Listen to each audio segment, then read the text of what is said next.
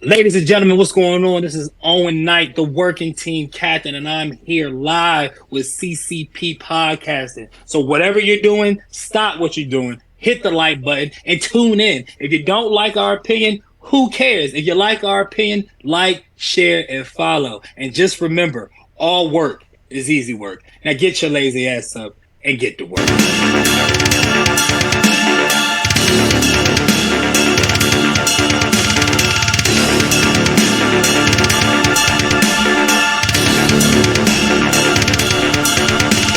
Good evening and welcome, friends of CCP Podcasting. It is a Thursday night. It is 7 p.m.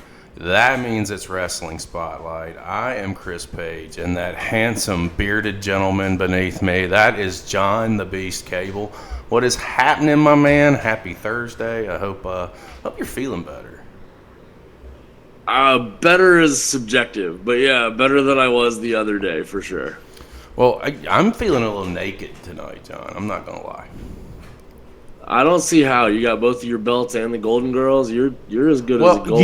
You remember I told you Monday night I broke my knuckle at work, right? Yeah. So, Tuesday I woke up Tuesday morning and my ring finger was pretty swollen. And you're not wearing your ring because you can't right now, are you? Exactly. And I have not since Tuesday morning. I completely have felt naked for 2 days. I've had the ring on my finger for 4 fucking years, and it's I don't not know if there, everybody guys. out there in Chatland gets it, but that is a very naked feeling. I'll tell you, I had to get used to that myself. Right there, it's broke right there. It's not there, so nice. it is what it is.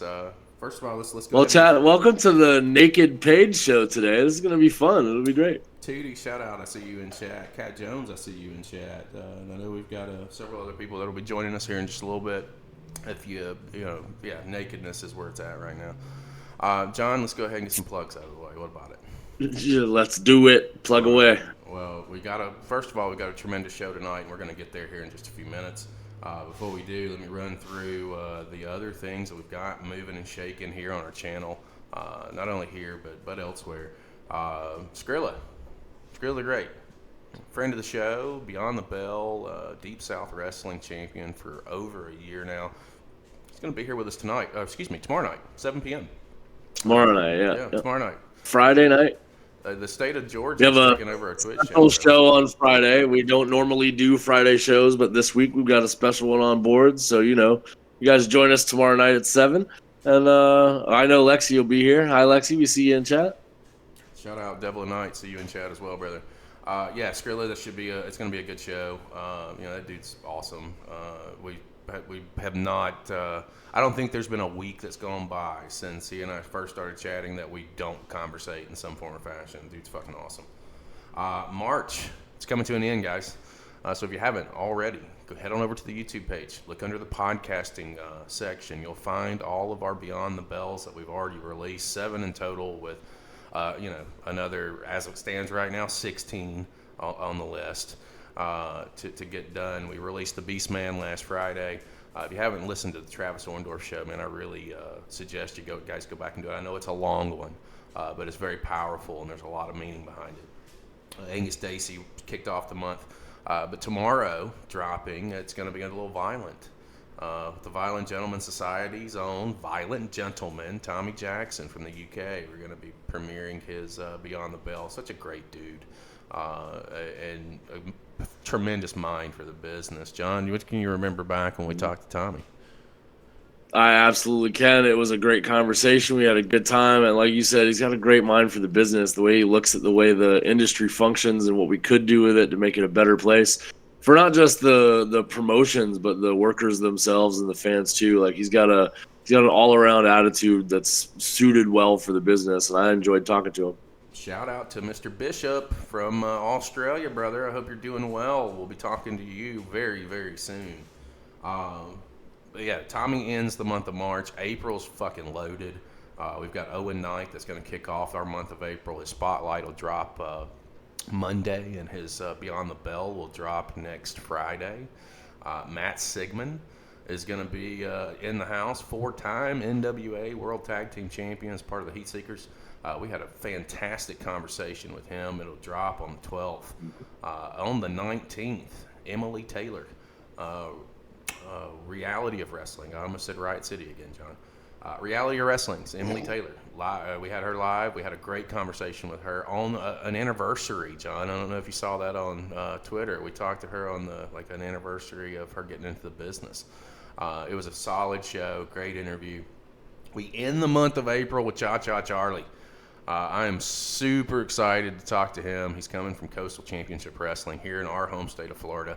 And it is going to be a tremendous couple of hours that we're going to get with Cha-Cha. April is stacked. January, March, April. May is loaded even better. I just don't have the poster yet. Our guest today is actually going to be I think it's the first week in May, if I'm not mistaken, but we'll get there. Let me scroll down. What else do we got? Matt Sigmund. We just spoke about him. If you're going to be in the greater Nashville area on the weekend of the 26th, a 3-day camp, Matt Sigmund teams up with Les Thatcher, George South, Chance Prophet, and others for a 3-day camp. If you're electing to take part in that, we're taking 35 participants. There will be a live wrestling show at the Net Pro Studios in Kingsport at beautiful Bobby Eaton Arena. Lots of tradition, and should be a solid camp. And Matt Sigmund will be joining us in the month of May, if I'm not mistaken, for a live show. We're going to circle around. We're going to talk to him about his camp. That's like a once-in-a-lifetime opportunity, and not to give too much away, but if you're a fan of Les Thatcher, you might want to get out there. It should be a tremendous event for all involved. Last but not least, Hope is Wonderful, April the 5th. We are about a week or so away from the premiere episode of this podcast, and I personally am grateful to be a part of it. And just such a small role in such a bigger picture. The first 3 episodes have been filmed. They're pretty powerful, if I do say so myself. With everybody in chat, let me ask you a question. You got to be quick on the draw. You guys want to see a special clip from the first episode of Hope is Wonderful? Yes, no, maybe? What do you guys think? Lexi says sure. Well, that's all I need. If Lexi says sure, then that's about all I need to know. All right. Well, here we go. Hold on tight. Says yes. Yeah, we're Hold on tight. Hold on tight to me. Hold on tight. Hold on. I'm going to have to feel my way out. And that was a different experience because, as you know, you saw me that. I remember a Sunday night where I was walking up and I just, I fell to my knees Lexi says that's and was crying. And, sorry. Again, it's emotional, right? The journey. But I remember dropping to my knees and going, what's happening to me? And, looking back and talking to friends and now today is 150 days sober. Hey! I remember Congratulations, dude. Thank you. I didn't do it. God did for me what I couldn't do for myself, which is probably the story behind this entire episode.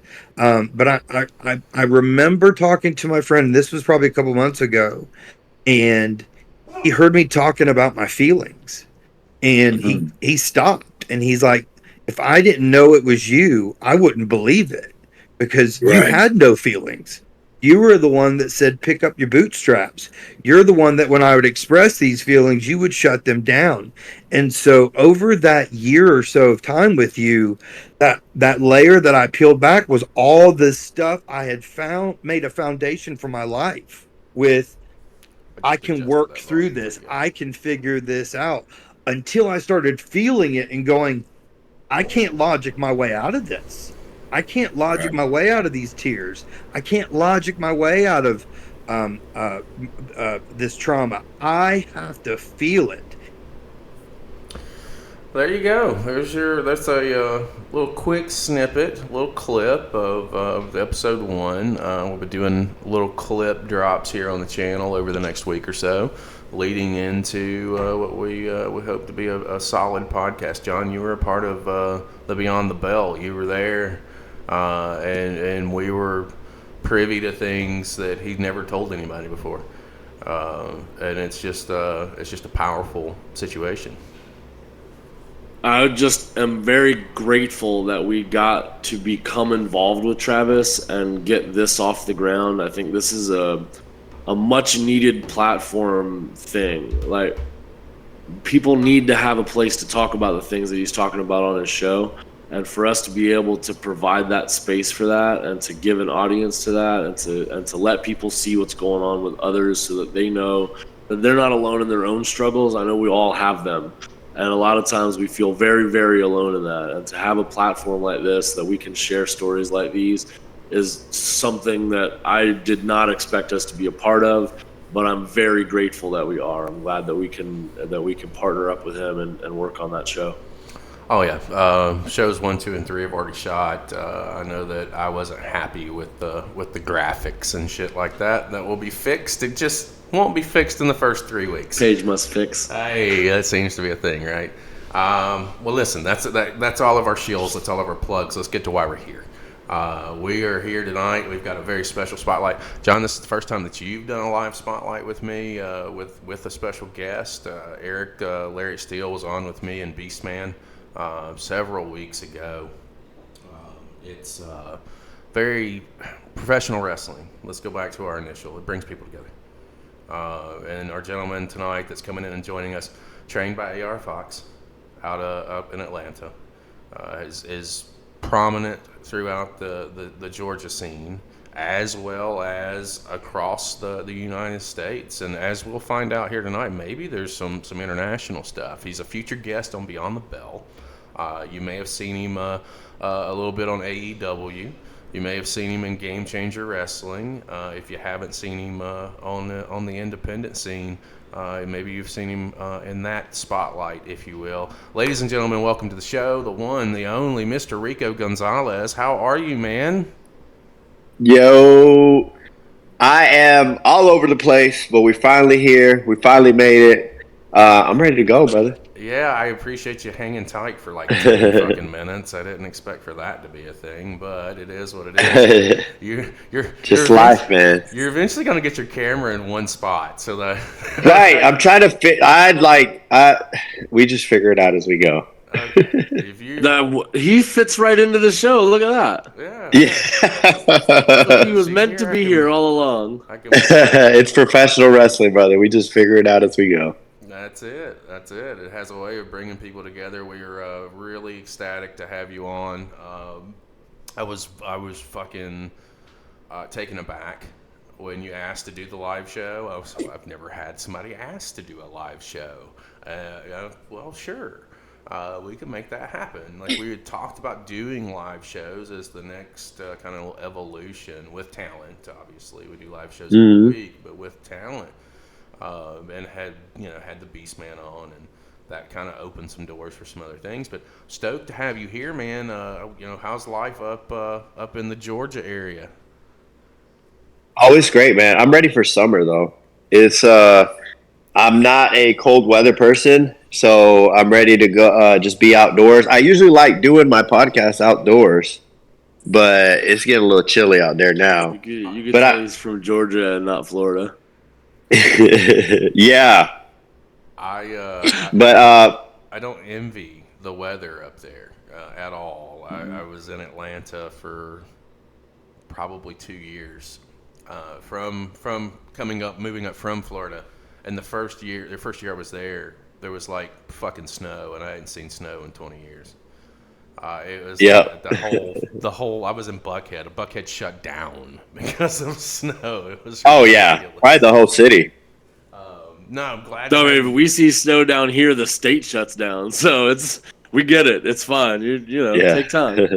Mike Moon, we see you in chat. Gives a shout out to you, Rico, Devil and Knight. Everyone's saying hello to you. I will say this, guys. I'm gonna get this off rip. Questions, let's hold them to the end. I don't want anybody to get lost in the sauce because we have a 2-hour show.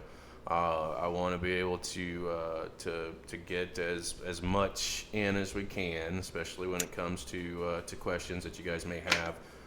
And also keep in mind that we're going to be filming a Beyond the Bell with him probably in the next 2 weeks for upcoming release. So there may be some things that we don't discuss because they're planned for that episode of the show. We'll see how it goes, but just know that if you have a question, we're definitely going to try and get it answered for you while we've got the man here tonight. Worst case scenario is get all your questions DM'd into me, and during our Beyond the Bell taping, I can make sure that those get in, just so you know. There you go. We have all kinds of ways of making things happen. Let's get started. Let's jump in. First of all, let me say this. Usually on these spotlight shows that we do these every Thursday at 7 if you're new to the channel. We pick out matches we've never seen before. From talented independent wrestlers or local independent wrestlers from all over the world. We want to see new stuff. We don't want to know what we're seeing so that we can be completely genuine with our reactions and not be fake. That's the last thing that I think anybody on this channel is. Rico has hand selected all of these matches tonight. All of them have some sort of meaning to him as far as his career thus far. We're going to shoot the shit, talk professional wrestling, and watch back some of the matches that he's handpicked for us to take a peek at. That sounds like it's a good time for me, and we can get started here. We'll go ahead and get the first match started, and we'll circle around and we'll discuss a little bit about it. So, gentlemen, start your engines in 3, 2, 1, play. First match. Rico, set this one up. You and Koda Hernandez. This is coming from Freelance, and it is on your personal YouTube page. So guys, if you're in my chat and you're part of the CCP podcasting community, go ahead and head on over to YouTube. Type in Rico space Gonzalez, hit the subscribe button. He is on the track to 1,000. Set it up for us. What's this one about? Either way, this matchup has gone underway. So this was, let me see I put the date on here. Yeah, it was 9/22, so it was late last year. Yes, late last year. Freelance is one of the promotions that I started going to, I think it was late 2022, going into 2023. It was a carload of Dyln McQueen, Jaden Newman, Kylie Henry, and myself. The four of us went up to Chicago, and Chicago is, like you can see in this match, the crowds are they're great, man. They're just. There's a lot of people in that building. It's a different energy. Yes, for sure. And they're a little bit more of a smart crowd, so not that I don't try hard, I just got to try a little bit harder in front of crowds like this, Are you finding more and more as wrestling becomes what it is becoming that's the case, that more of the crowds know what's going on and maybe you got to work a lot harder to get over on them, or do you just go with it and you know that they're smart and you just try to have a good show? So I think it definitely depends on the crowd that you're in front of, because last week I was at a middle school. No, what is it? Yeah, it was a middle school crowd. So a middle school crowd, they see an up and over, drop down, leapfrog, drop kick, and they're losing their minds, like over something so basic, But here at Freelance, I have to do a little bit more than drop down, leapfrog, drop kick, or just be a bigger character, just depending on what type of wrestler you are. That rollover pose right there was so perfect. Man, Koda. He did his homework, and that's why it's one of my favorite matches.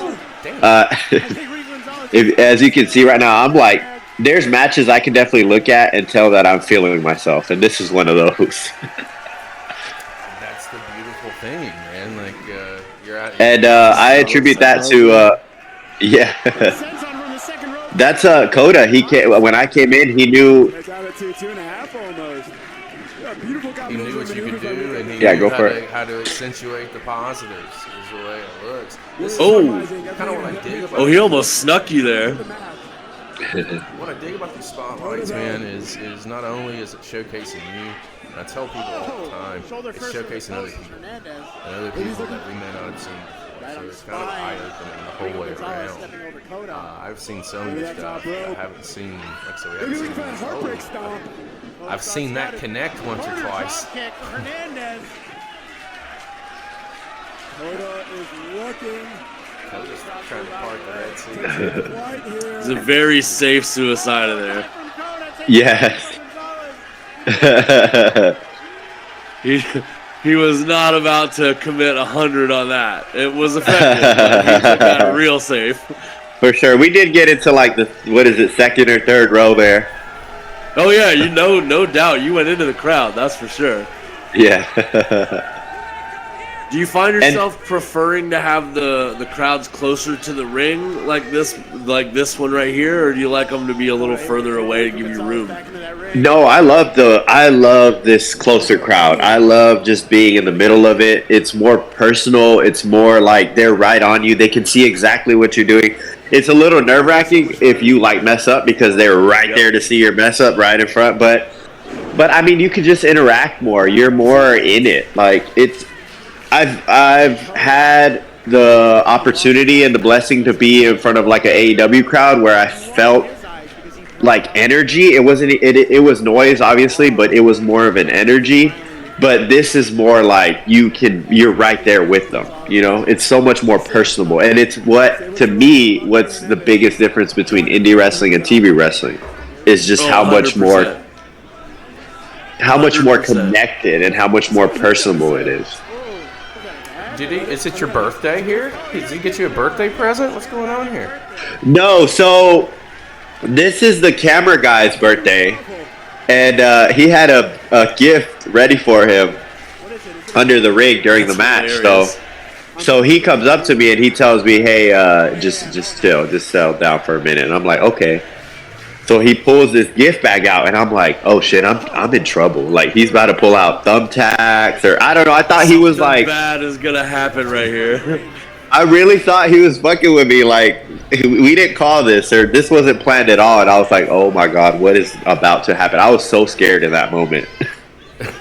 As you probably should have been. Right. But it was a gift for the camera guy. Shout out to that camera guy. I think his name is Nick. He's really good. He got a lot of good shots of this match. Rolls through It's a the very second crisp suplex. match thus Yeah, far. and he goes for another one, yeah. When did your we career were start, talking about Rico? When did your career start? So I started training the first week of 2021. So the first week of January 2021, which is now 2.5 or Fucking two and some insane. change. No, over So 3. I'm fast. sorry. It's insane how far you've come in the industry and on the scene in such a short period of time, and it's also like it's a beautiful thing too. Yeah, maybe. I mean, as you said, Koda's Yeah, It is, it's absolutely. a blessing. I just had a lot of really good people in my corner, and God has always taken care of me. I'll always say that. And I'm always blessed. Just had the right people around me to get me to these places, you know? Do you think that what do you think has been the biggest factor in you guys having these like super fast careers? Because you're not the only one that we've talked to recently that's in like their first 5 years and they're doing massive things on a big stage where holy shit, bro. What are you about to do? Oh damn, you're hanging from the fucking ceiling. The from rafter, support yeah, beam. dude. Oh my god. Yeah, that was crazy. You're not the only person that we've seen in their first 5 years doing these crazy big things. What do you think is the factor where, like, when we were in the business, you had to work 5-6 years to just get out of an indie ring and have anybody even pay attention to you? What do you think is the big factor that makes these careers so fast now? I think there's a number of factors. I don't think it's just one. From what I've heard, I came in after COVID. So COVID really, like, It changed. Created a big change in the industry. A lot of people, and I'm not taking away from everybody, but a lot of people that were signed to AEW during COVID, they happened to be there. They were the only ones that could be in Florida at the time. I don't know if Florida closed down. I don't remember what exactly was most of the places down here shut down. Yeah. Right. So there was a lot of people. They needed people on TV, and there was a lot of people training at Nightmare here in Atlanta, and there was just a big connection there. So it was. I think COVID definitely changed the industry. It accelerated a lot of people's careers. The rise of streaming with IWTV, which is what this is on, with YouTube, with Fight TV, just a lot of streaming. There's a lot of streaming platforms, yeah. So a lot of people are being introduced to wrestling, and a lot of people are getting more opportunities because of their social media or because of streaming. So I think that definitely accelerated people's careers. And just the training, at least like my trainer, AR Fox, is just like the way he trains is just so it accelerates how you learn. I love that taunt right there. No, I could see that.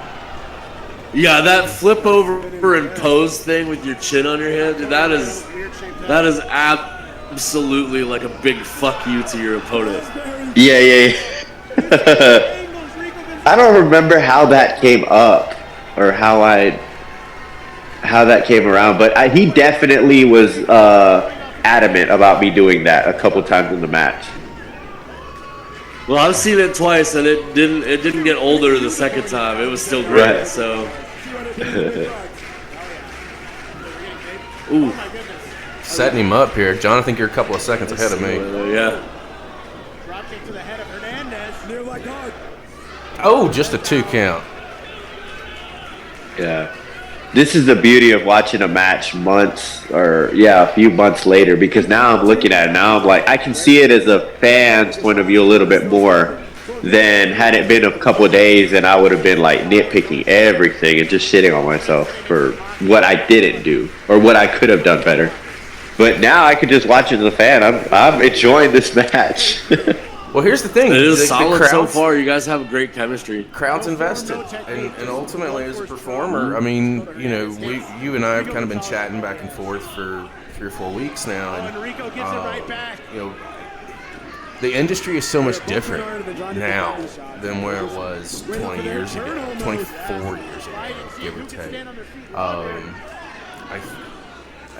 The investment of the crowd is the one thing and the one constant that has kind of remained the same. I want to figure out how to word the question, because again, guys, we don't. This is improv. We do not go over a script or anything of that nature. I just want to make sure I can word the question correctly. The one thing that hasn't changed is the investment of the crowd. If you have the crowd won, and in this case, at this show, in front of this audience, you have that. That's success, no matter how you slice it, no matter how you dice it. Even if you fuck up and you make a mistake or whatever. Is the crowd with you? Absolutely. And they're with the match, too, more importantly. So you're both getting over at the same time. That's professional shit. wrestling. Uh-oh. Damn. Talk about hitting. That's what I'm talking about. Koda's always got the. Here we go. I think this is it. If I remember correctly. Yup.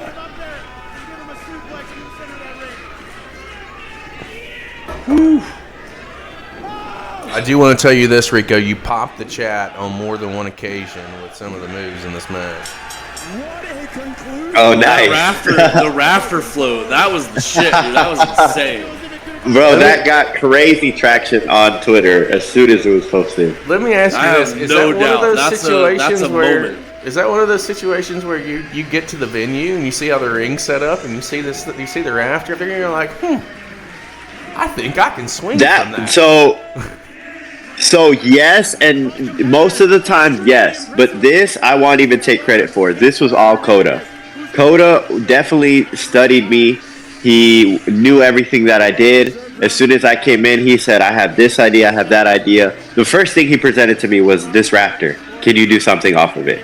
And I just thought, it was crazy. I was just like looking at it, just kind of messing with it a little bit. And I was like, oh yeah, I could do this, I could do it. And I thought hanging from it was like the lamest thing. I wanted to like climb it and like jump off. but I just You couldn't. didn't So I realize was like, how high it was until you got your hands on it. You're like, oh no, that's way up there.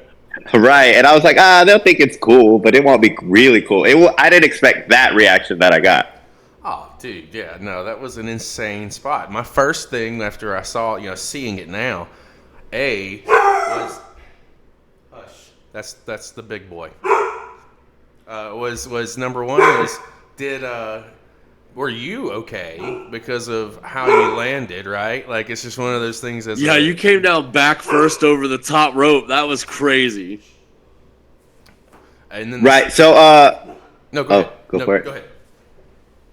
So yes, I'm like a cat and I have 9 lives. I think that was one of my lives right there that got taken away.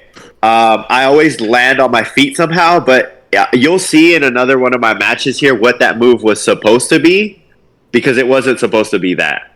I definitely wasn't supposed to be caught on the rope and flip backwards, but I remember hitting him and then flipping upside down and I didn't know where I was going, but I was like, what the, like mid-air, I'm just like, what the hell is going on? I'm not supposed to be here right now. Like, and I'm just like, I gotta find my feet. Luckily I did. I was fine. I'm safe, but it was definitely not supposed to happen that way, but I think it helped just based off of the reaction. Let me go to the chat real quick. Mike, just hang tight towards the end of the show. We're going to open it up for some questions. If you've got anything, just hold on to them. You can write them down as you go. And once we open up the floor for the questions, we'll go ahead and get as many of them answered as we can. As long as Rico's got the time available, we'll try and make it happen. If not, like John said earlier, they will make our Beyond the Bell when we sit down and record with him in a couple of weeks on that. Match number 2. Rico Gonzalez taking on AC Mack. This is NAP. Tell everybody what NAP is. What's the acronym for? NAPTOWN All Pro is I think it's the acronym for it's in Indianapolis, so they named their city NAPTOWN. So it's NAPTOWN All Pro out of Indianapolis, Indiana is the promotion. Okay, how did you link up with that with NAPTOWN? Darian Bankson. He is he's based out of here in Atlanta. He's a TW champion up in Chattanooga, Tennessee. He was the one that came to me and was like, hey, there's a new promotion in Indianapolis and we want to, they definitely have their eyes on you. They want to put over a lot of minorities, a lot of gay talent, a lot of talent that doesn't have the spotlight just yet that they need. So he's the one that connected me to J Rose, which is one of the leaders at NAPTOWN. Awesome. See, this is a piece of why I like doing the live shows. I get little nuggets here, and we get them in the moment. First of all, I think that's great. Obviously, being gay myself, I think that it's tremendous to see that the community is getting such a positive chance now. That's why I say back in the day, 20 years ago, 24 years ago, when I was wrestling, it wasn't accepted. It was, but it wasn't. It was like don't ask, don't tell. Now it's right. Like early days of streaming as online creators. It's like you tell somebody what your job is, and they're like, "I'm a pro wrestler." You're a what? What? Yeah. What do you mean? You tell somebody now you're a streamer, they're like, "Oh, how many followers do you have?" Like they actually have questions and understand what's going on. It's a whole different perspective on the way people view it. And I just want a big shout out here to Mike Moon in chat and AC Mack now in chat. He says hello. Mr. Mack, how's it going, my man? Good to see you. So we have. Let's go ahead and get into this next match, and I want to talk a little bit about NAP because I tremendous. If that's kind of the underground mission statement, then I definitely want to know more about them because again, we consume a lot of independent wrestling here, and if this is a promotion that promotes equality, well, then I want to see more of it. This match is right. We set it up. It's you, and it's against Mr. Mack. And I don't know if we're letting cats out of the bag here, but somebody's got a wedding coming up. Yes. My Rick's in the car, and he's in the chat. He's going to kill me when he sees this. But this is my band that I wear most of the time. Hey man, I'm here for it. I think that's tremendous. Rico is not naked today. He No. is in chat with all his accoutrements. I don't want to get too deep into that aspect because I do think that's something that we can talk a little bit more in detail about on Beyond the Bell because I think there's a story there that would probably be pretty cool to hear. We'll go ahead and get started with this so we can kind of stay close to time. Let's get started in 3, 2, 1, play. This match, once again, is for the WW4 World Championship. Coming in with the championship here, right? WW4 offices in Atlanta. Yes, so this is the WWA4 Heavyweight Championship. That is the championship from my training school, which is the first championship that AC Mack won because he went to the same training school that I did. We were both trained under AR Fox. That's a name that I'm hearing Got a the lot bell. from as we're Yeah. exploring the state of Georgia. Skrilla had brought up AR Fox and learning from him. That's another element. Like that's really good to see that there are, guys like Fox. I've watched his career for years, and he has always been solid in the ring. And I think it's a goddamn shame that he doesn't get the recognition that he deserves. I feel. I think that he could tear it down. Oh, we're hugging it out. Oh! Why you gotta do that to your boy?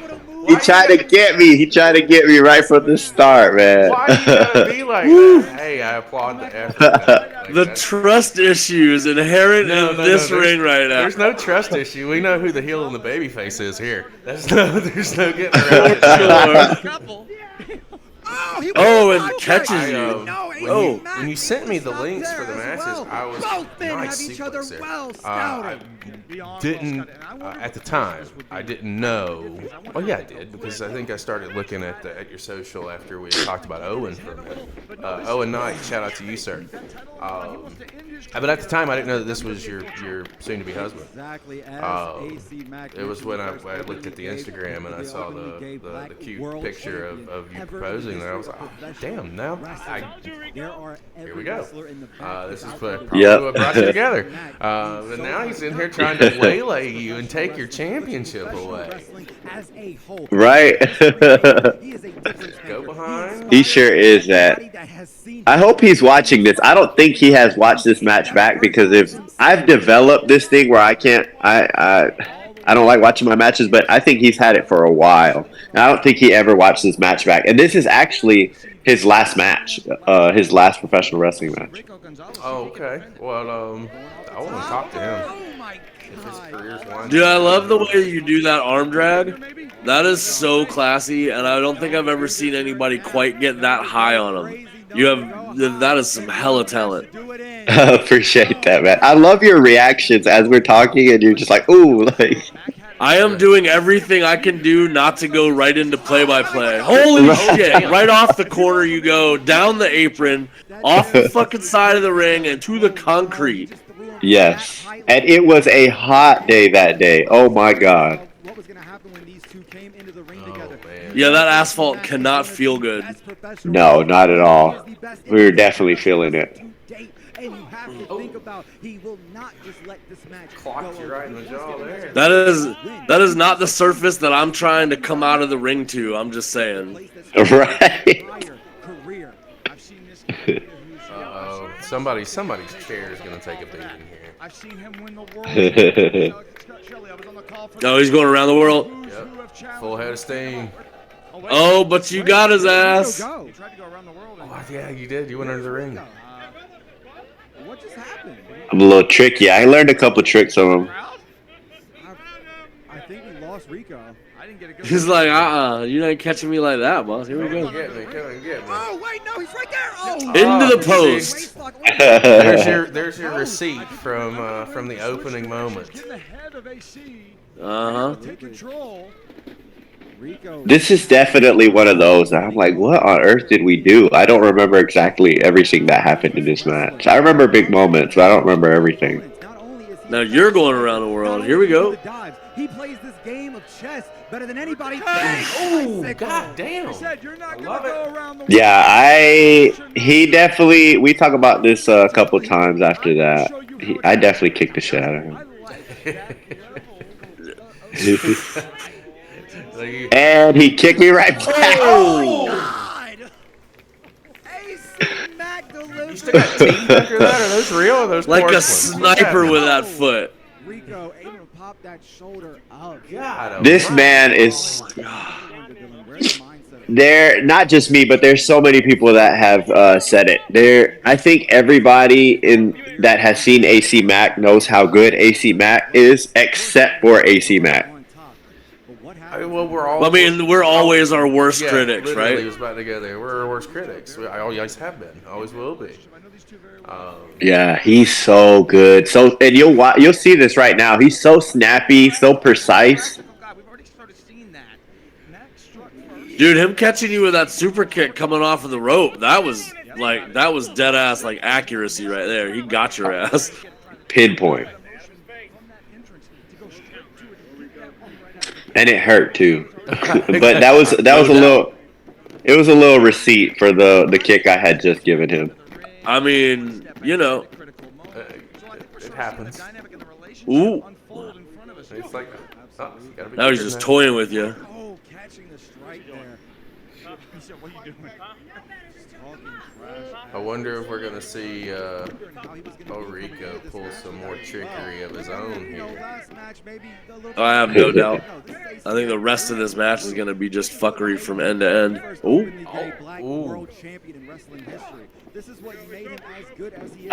Oh, I thought it was a suplex. His suplex is so snappy. Ooh, leg lariat sends you to the floor. There's the suplex.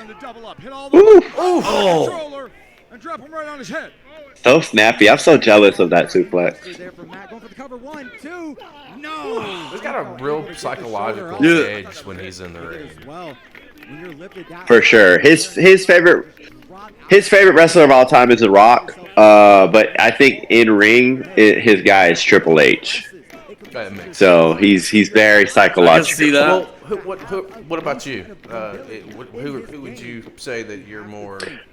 If you had to draw a comparison, my favorite wrestler of all time is Shawn Michaels. But I am Hispanic, so I get compared to Ray a lot, which is a compliment. I'll take that all day.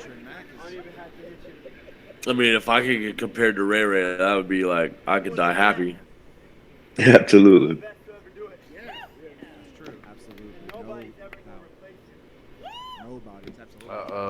I feel like we're getting drawn into something. Oh no! Oh yeah. We were talking about that earlier, Dyln. He just said mentally he's not fit to be in this game. Whoa! You did not tell him he's a theater kid, bro.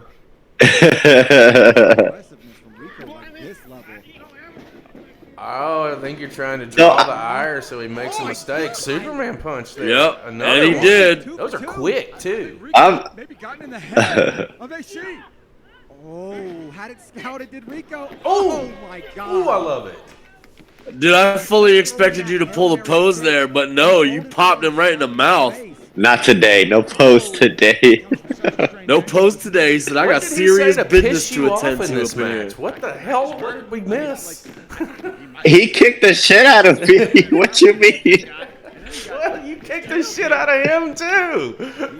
That is true. So I'm very glad you guys caught the whole making him mess up, because the way I went into thinking of this match was, how can I beat him? Like, how can I genuinely beat him? And I just remember thinking, just thinking, how can I, like, if it was a real, between us two, we were having an argument or we were having a fight, how would I hurt him? This is such a messed up way of thinking. But I was like, how would I hurt him? And then I just sat back and I thought, oh, well, I'd have to just hurt his feelings because he's so emotional. I'm a snooky, sorry. Damn. Continue on. So that was me. That might have been over right there, yeah. Yeah, that was me messing with his emotions so I could get the better hand. Just because he's way 100%. He's way more an emotional person. Yeah. Yeah, you can get them in on an emotional level. You can get them unfocused on what you're doing and what they want. Man, you can take advantage of that real easy because now you're the one that's clear and they're not. Wait, Mack! Oh, shit. Oh, damn. That's it. Yeah, that's definitely it. 1, 2, he's going to leave as a trip. Oh. Kick out. That's the Mac 10. That's his finish. Rico Gonzalez is kicked out of the Mac 10. Oh, man. This is a good match. Oh, yeah. It was crazy because it was his last match, so I had the pressure of it being his last match, but I was able to somehow let go and just be emotional and just, like, ride the wave of the match. Well, there was a lot going into it emotionally. Like you said, it's his last match. Oh, sorry, John. I didn't mean to step all over you. Mack said that he loves this match. It never gets old. It never gets boring. It never gets boring watching this one. So who else we got in chat? Kat says she can definitely see the HBK influence. Okay, love that. Tootie said that the kick was crazy. I'm not sure which one we're talking about. Probably the super kick. It was it was the around the world and then the super kick coming off of the ropes. Yeah. Yeah. Oh, bro, he's trying to. Oh, he's got you locked up. He's trying to take you from the top rope, man. Super Mac 10 is what he's trying to do. Oh, breaks out. I genuinely don't know what's about to happen. Something cray-cray's about to happen. Yeah, for sure. If we're up here, something's Yeah, about to you're way happen. too high up for craziness. There's concrete below him, but he's able Kicked to him push off the ropes. You're going to fly here. I'm very curious to see how much hang Up time top you he get goes. coming off the top rope here. AC Max hitting up to his feet. None. Oh, He gets none. Caught all of it. That was BEUT full. Top rope Angie. I need to take that from him. Ah. And Rico just got all of it. That has to be it. That one hurt. No. So close. almost dropped the mic on him. Oh my! If you're able We had an actual match here.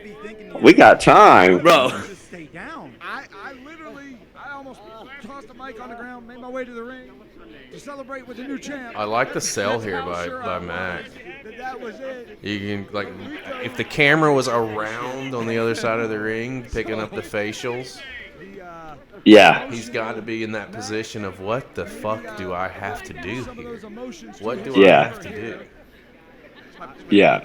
And that's something that we're both a fan of. It's just like the drama part of it, the facial expressions. Well, That's the money. something that we're both big fans of. Yeah. That's the money. That's what draws the house. You know, you got For sure. add the story in the you know, I have to believe it. Like, this could be one of those situations you talked about earlier. Oh, you gonna catch him here? No. This is one of those situations to where, like, the psychology of the match again is really solid, and it's one of those where you have to draw him out. You have to draw him out. He's got the size, he's got the power, you've got the speed, but you've got to figure out how to draw him out. Hey, that looks like the design of the shirt that I'm getting from you. Yes. So that design in the middle is actually a logo from Mexico. Everything that's exported from Mexico has that logo on it. So I am one of the Mexican exports, and which is why I put it on my stuff. That's funny. Uh-oh. Oh, Lucky Haskins, as I said, one of the best players in the game. Wait. 2. No. Oh. Oh, Lucky, get that out of here. Did you just give the referee puppy dog eyes? No, but he did give him some bombastic ass side eye. Like, how you gonna call me on that shit? Yes, definitely side eye. The best we got. Like, why are you kicking me? Don't kick my hand. Oh, shout out to Lucky. He did such a good job, man. Very fair point. It's kind of out of the question, but Oh my God. Uh-oh. No. We've seen how this ends. Stopping on a dime. Oh, you both collect a shot. Rico, another one. Has Mack Brock. Mack keeps charging it. Oh. Double lariat, both men down. Oh my God, I don't remember going this long. How long is this match? This match is almost 16 minutes. Oh, okay. We're getting into the finish. It's Yeah. really coming down. Championship rounds of a championship fight, Phoenix. I was about to say, he hates long matches. The deeper we get into it, I gotta keep going back to that point. I feel like the edge might have to start going over towards Rico because Rico. Well, at least you guys had the it's hot, so I was gonna say at least you had the benefit of being outside. But it's probably hot. Yeah, but that does not always help. Yeah. I enjoy wrestling outdoors. I know a lot of people don't, but I enjoy it. I like wrestling outdoors and just having I just feel free for some reason. I feel more free, more connected. Uh-oh. Oh, y'all trading some shots. With your style, though, that I could see that being a thing because we've seen some of your aerial stuff. You like to get some hang time. You like to get some air. Yeah. And not having, we've seen some venues that have the small ceilings to the ring. Like that's a hindrance to a lot of the guys that are out there right now. Uh-oh, wait a minute. Are you gonna kick? Yeah, this can't be good. Oh no, his face, not his chest, his absolute face. Right on Mack's face. Oh my God. Oh my God, that's a top. Yeah, that off the top rope apron curb stomp. That's not even right, bro. That was dirty. Well, now that you've seen it back, what are you feeling about it?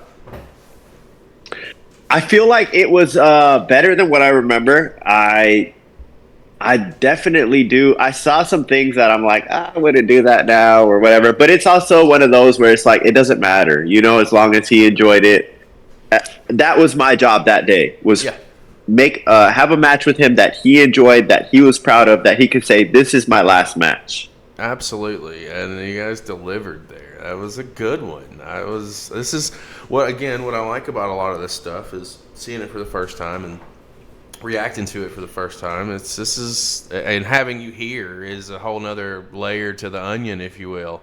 You're coming back to NAP, 1 year anniversary. This is you taking on Mackenzie Morgan. So this is from 2023. What is that? March, April, May. Give or take, almost a year. Coming up on a year in a month and a half. What led to this one? So this is Mackenzie Morgan's. What is it? I think it was like her 5th match or something. That's the number that comes to mind. I could be wrong, but it was definitely one of her first few matches. Okay. And she was very nervous, but at this point I had already kind of been respected at NAP. I had done a good job with the matches that they had given me. So this was another challenge that they gave me. They were like, we want you to lead a match. We want you to have someone new and see what you can do with them. So that led to this match between Mackenzie Morgan and me. Shout out to her. She's based out of Memphis. She's killing it. I love her. She's such a sweet, genuine person. And I think she's champion there at Memphis Wrestling. Yeah, is where she's based out of. If I'm not mistaken. Yes. In Memphis, absolutely. I actually gave her a follow once I saw her on this run because I was like, well, there's obviously a reason for this, so let's take a look at it and see. Let's get started in 3, 2, 1, play. I thought I turned all the volume down, guys. Apparently I did. As this one's getting started, gentlemen, I will be right back. Step away. Yeah, for sure. Where did she put her? That's on the floor. Another outdoor venue. Seems like a block party almost. Yeah, so this is behind, this is Hot Boys in Indianapolis, which is a wing place. And it was like a block party. It was just a whole day of just drinking, wings, wrestling. They had rappers there. It's just vendors, just a bunch of stuff going on. It was really cool.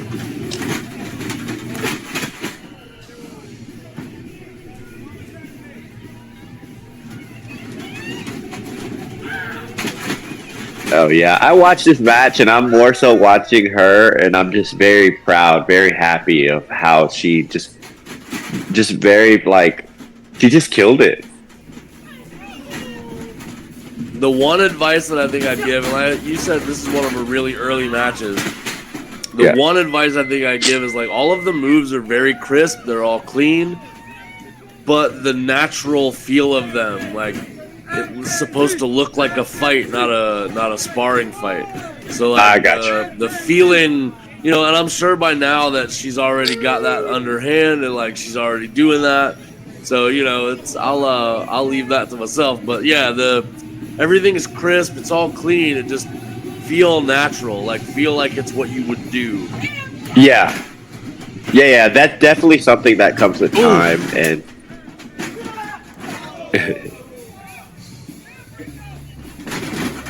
she sells like a son of a bitch, though. I ain't gonna lie about that. She sure does. That's a good thing about us baby faces. We just like to sell. That's my favorite part. It's just selling.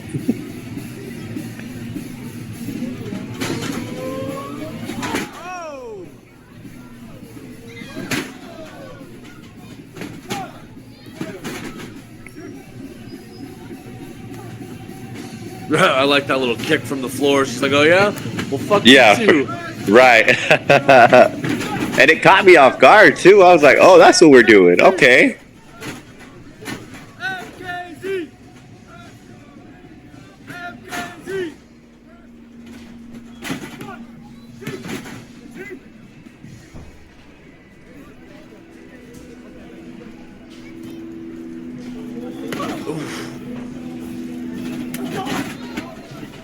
My apologies, gentlemen. I'm so sorry about that.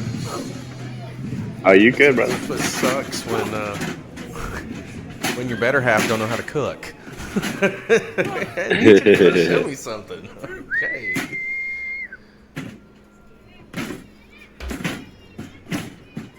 I like what I've seen so far from Mackenzie. She doesn't. For it being as she's not coming across as green. Yeah, for sure. I'm like just watching this, and I'm watching all of her stuff, and I'm just, like I said earlier, I was just so proud of how good she did. Let me point this. I love how you hook the arm right there, because that is such a small nuance, but it adds so much to the move itself. It is you don't see a whole lot of people locking that hand. Yeah. All the other stuff that I do is cool, but my favorite move is an abdominal stretch. Well, it was crisp. You're able to get in there and do it with a quickness. Like, you know, you see a lot of guys when they set it up slow, but you just lock it in within half of a second. It's there. I love how that. Yeah, it's that step through abdominal. Out of the ropes. Right. I was looking at that too. That's me watching the match back, and I'm like, oh my god, what am I doing? But he didn't catch it, so hey. It wasn't on you, it was on the ref. For sure. What is going on? Oh, okay, I remember this. She was so scared or nervous about this. Okay, yeah, she went down. I was like, we're not doing the top rope, boy. Yeah, you guys are probably getting me a couple of seconds because of the stream. Oh, superplex. Beautiful sell. Yeah. Shout out to Mouse, right there in the corner. That's Billie Starkz' dad, who does a lot of the camera work at NAPTOWN and a lot in the Midwest also. Nice. Shout out. Got a match with Billie Starkz coming up here in just a little bit. Yes. Line. Nice drop kick from her. Yes. She got some elevation. Oof. Boy, you ate that. Yeah, my girl brought it. That's another thing I love about her and about Billie is they do not hold back. And I tell them the same thing. I am going to kick you. Yeah, she seems like she hits you from a lot of angles.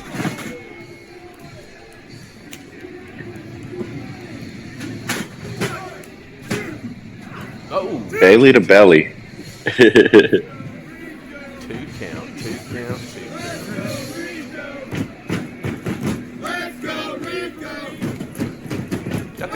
behind you here. But again, it's investment. That's what you look for. I tell people, back when I was in the ring, I used to tell guys all the time who were getting, really worried about themselves essentially. And I'm like, bro, did you get over? Did they get behind you? Yes. Did they get behind your opponent? Yes. Did they get behind the match? Yes. If all those answers are yes, you did your job. Right. What Yep. the fuck? She took that like a fucking rock star. She sure did. Oh my god. Oh wow, she kicked. Okay. Damn, I don't remember that. I thought that was it. That's my finish now. And she throwing blows from the mat. I like it. Just smacks you right across. Yeah, that's what I'm saying. It's like she comes at him from every angle, all over the place.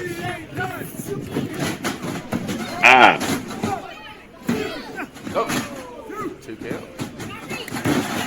Oh, there's that foot. Got her.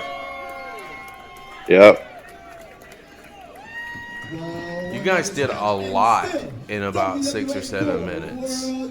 And Yeah, for sure. Really, really good. That was good stuff. What did you think about it after you've seen it back? And what do you remember? If you remember talking to her after the match, what did that look like? Oh my God, she was so thankful for it. I was very proud of it because it was not. That match wasn't for me. And sometimes you have to realize you have to step back sometime from a match and be like, what is the goal of this match? Not how can I be cool or how can I get over, but what is the goal of this match? The goal of this match is to have her have a good solid singles match and try to get her over and get her stuff in, you know? So I think we did a good job of that. I'm very proud of her. I would love to have another match with her now, a year later, or when was that? 2000? Was that 2000?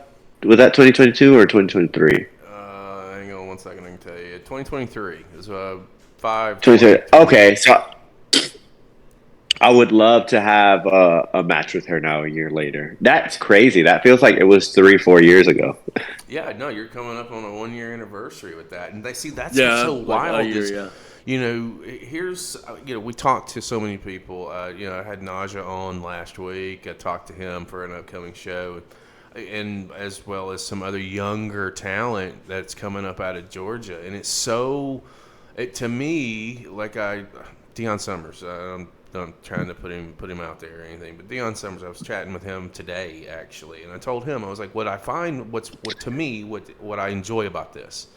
Is we're getting exposed to a whole lot of talent all over the world, but the bigger piece of the equation isn't right now. It's you guys are the future of the industry, and what I'm seeing from all parts of the globe, including John, you can attest to this. The future's looking pretty fucking bright, and you don't have to be on. You don't have to be on Monday nights. You don't have to be on Wednesday nights. You don't have to be on Thursday nights. You can right now on this scene, the independent scene, and make a really good fucking living and call your own shots. And this is something that wasn't around 20 years ago, right? And I sound like the old man, on this porch, get off the lawn. But it wasn't there. And independent wrestling is thriving. And for sure. We're in for some really good times coming up over the next 5 to 10 years. If the next 10 years, fan. Yeah, if you're a wrestling fan, we're about to see some really good shit, and it's because of guys and gals like you on the scene who are out there hustling and making their name and making it known that I am here and I'm not going anywhere, and I'm going to continue to make as much noise as I can. I think it's fucking great. This is. We're on the cusp of some really good shit. Next matchup on the card. Well, I say the card, but on the show.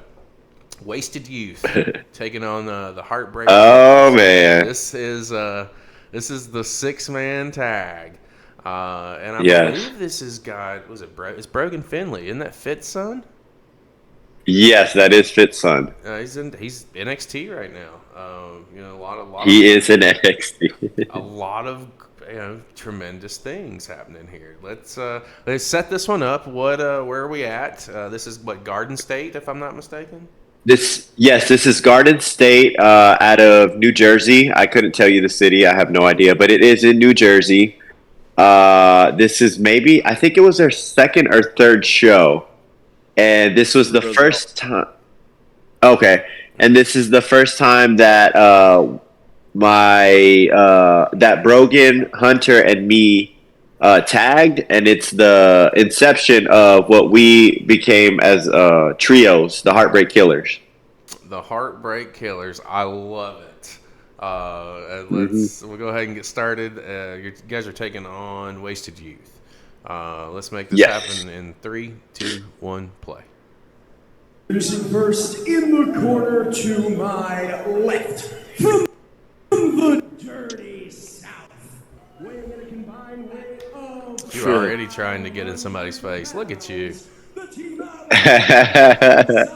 Man, once that light is on, once that bell rings, it's go time. It's get out my face. It's everything. I'm gonna kick you. I'm gonna do whatever I need to do to win. For perspective purposes, September 16th, 2022. And a chorus of boos. Hey, 2022, hell yeah. This is 7 days before my birthday. Oh, nice. This was such a fun trip, man. Just driving up there. We stayed in New York. We hung out in New York a little bit. We got to see a lot of our friends up north. It was just a very cool trip all around. Well, you're making some of these trips. You got any road stories that you want to talk about, or anything you want that you can share with us? Any ribs on the road? So I can tell you a story about this trip actually, because we stayed with Dyln McQueen's aunt she has an apartment right next to Central Park in New York. So that in itself was a very cool experience. But we were hanging out, we were walking around, we went to go get haircuts in Times Square that day, and after that we rode to the show. We were near Times Square. I'm sorry, we weren't right in Times Square, but we were near Times Square, and they were talking about going back to hang out at Times Square after the show. So we have this match, show ends, it's 10 or 11, and we all go eat dinner. We go with Sumi, which is a good friend of Brogan's, Alan Angels, and a few other friends of ours. And I remember it being midnight, and people were still talking about going to it was either go to Times Square or come back home. And I was like, well, I'm sorry, y'all, but I'm going to be y'all are going to hate me. I'm really going to turn on everybody, and I'm going to be a heel today, because I'm going to be the one to tell. Brogan was the most excited about going to Times Square. And I was the one, once he sat down with us, and I was like, hey, bro, we're not going to Times Square. I'm sorry, but we have a 12-hour drive home. It is midnight. I'm older than y'all, and I don't care if y'all hate me, but we're not going to Times Square. This man was very upset at me. He was very excited to have his first time going to Times Square, but I just crushed his dreams that day. He was very upset with me. Oh man! But I just had to turn heel on him. I was ready to go home. I mean, listen, I'm like this. I've been to New York probably 5 or 6 times. I was in Manhattan, and I can tell you I didn't go to Times Square after the first trip. Once you've seen it, you've seen it. Yeah. So I promised him I'd take him to Times Square later on when we went to another show, but then he went and got signed, so now I can't take him. Well, he'll see it. He'll definitely see it. Right. Yeah, we called low blow there, but the ref says it's not. Yeah, whatever. No, I watched where those feet went. Homie had absolutely low blow. I think it was a botch, but whew, shit.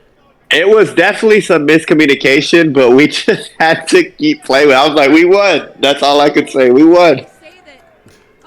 I love how nobody tagged in right there. Your boy just got crotched. Right. He'll figure it out. He'll be fine. Wait a minute. I thought maybe you might have blind tagged. Oh yeah, y'all. He's. We had to reset. We had to reassess the situation here. Oh, 100%. That was a reset moment. It looked like tempers were about to flare. He ate both of those feet. Yeah, that was rough. No flinch on that jump at you. I like that. Whoa there. We figured it out. Oh, elbow ran into that. Like, I'm not rolling under you, boss. You crazy. You just jump. Huge springboard arm drag sends McKay across the ring. You get so much air on that. That's my go-to. I've gotten better at it too. That was one of the first few times I did that drag. Yeah, you get so high up on that. Incredible speed. McKay with a background in free running, used to using every part of his Down the environment. back you go. At his discretion. You go. A great ring awareness too. You're like, nope, my corner's over here. Yeah.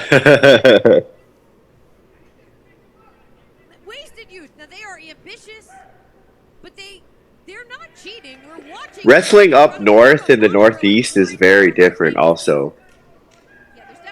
What do you think the difference is? Is it just the crowd, or the environment? The crowds.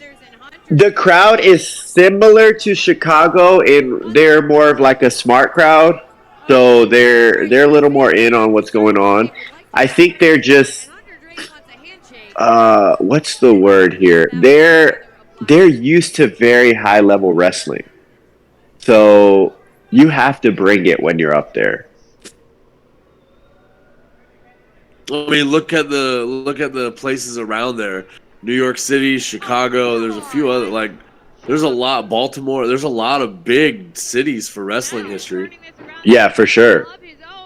And there's a lot of good talent up there. They're just very they're very blessed with good talent up there. Drake had that scouted. Hunter Drake. Super kick to the midsection.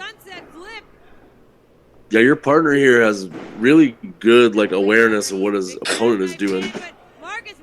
For sure. Shout out Hunter Drake. He was him and Brogan are two of my greatest friends that I've made here in wrestling.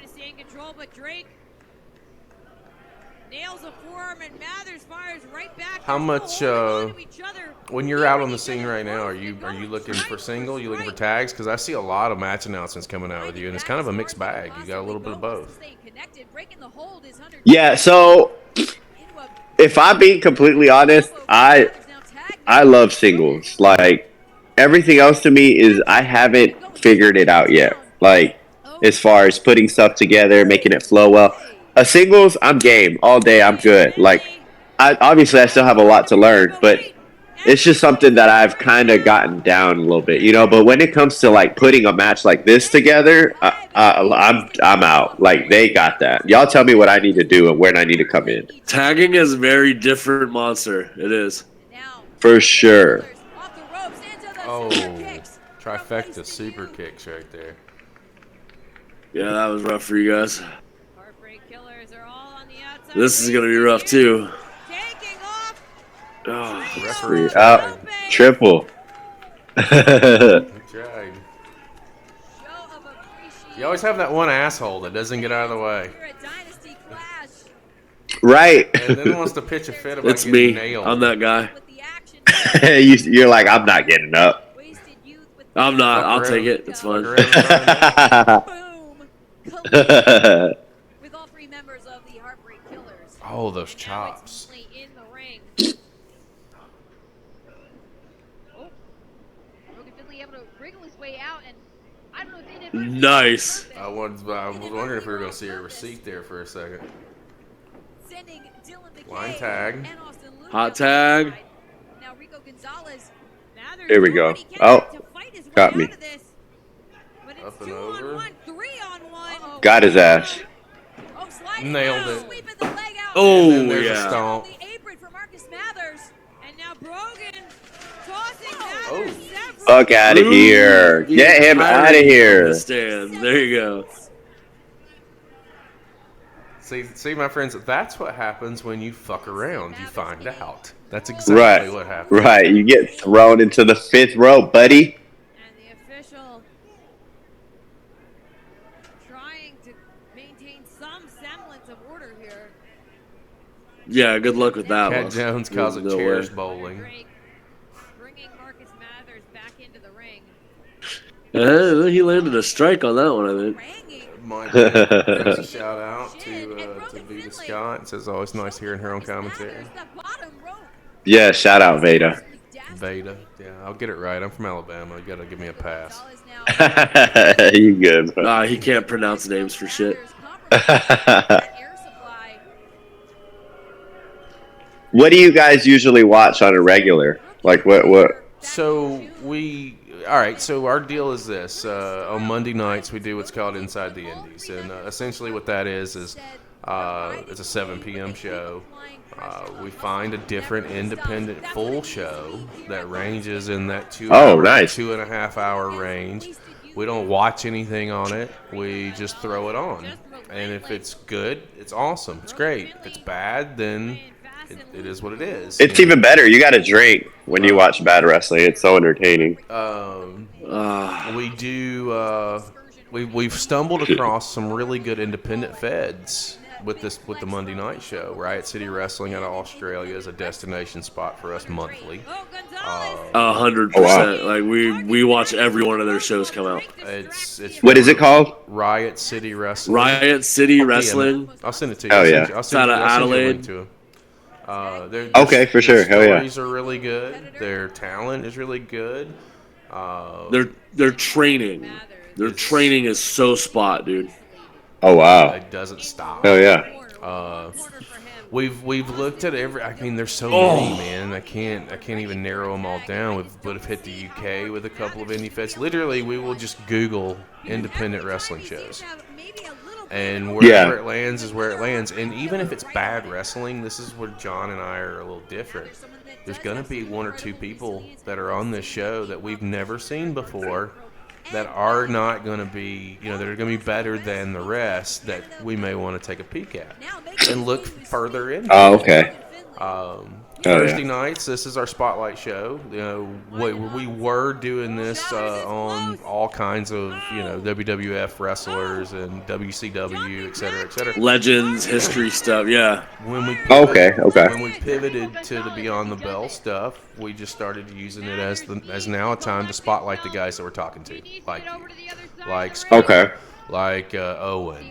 We do it live. We do it on our live stream, and we kind of use it as a way to introduce our audience to you, essentially, because it's when this drops, it's going to be. Well, and two, we use it to find other indie guys that we can spotlight and get in touch with and follow. It's like now it's become like a networking thing. Yeah, We'll watch you, like tonight we're watching you on all these matches, but it also leads us to guys like AC Mack and the girl that we just watched, Mackenzie. and these dudes in the 6-man, and AR Fox, and there's a lot of other people that are on the show. So now we're like, oh, we've got this list of people that we've seen in a match with somebody that we've talked to.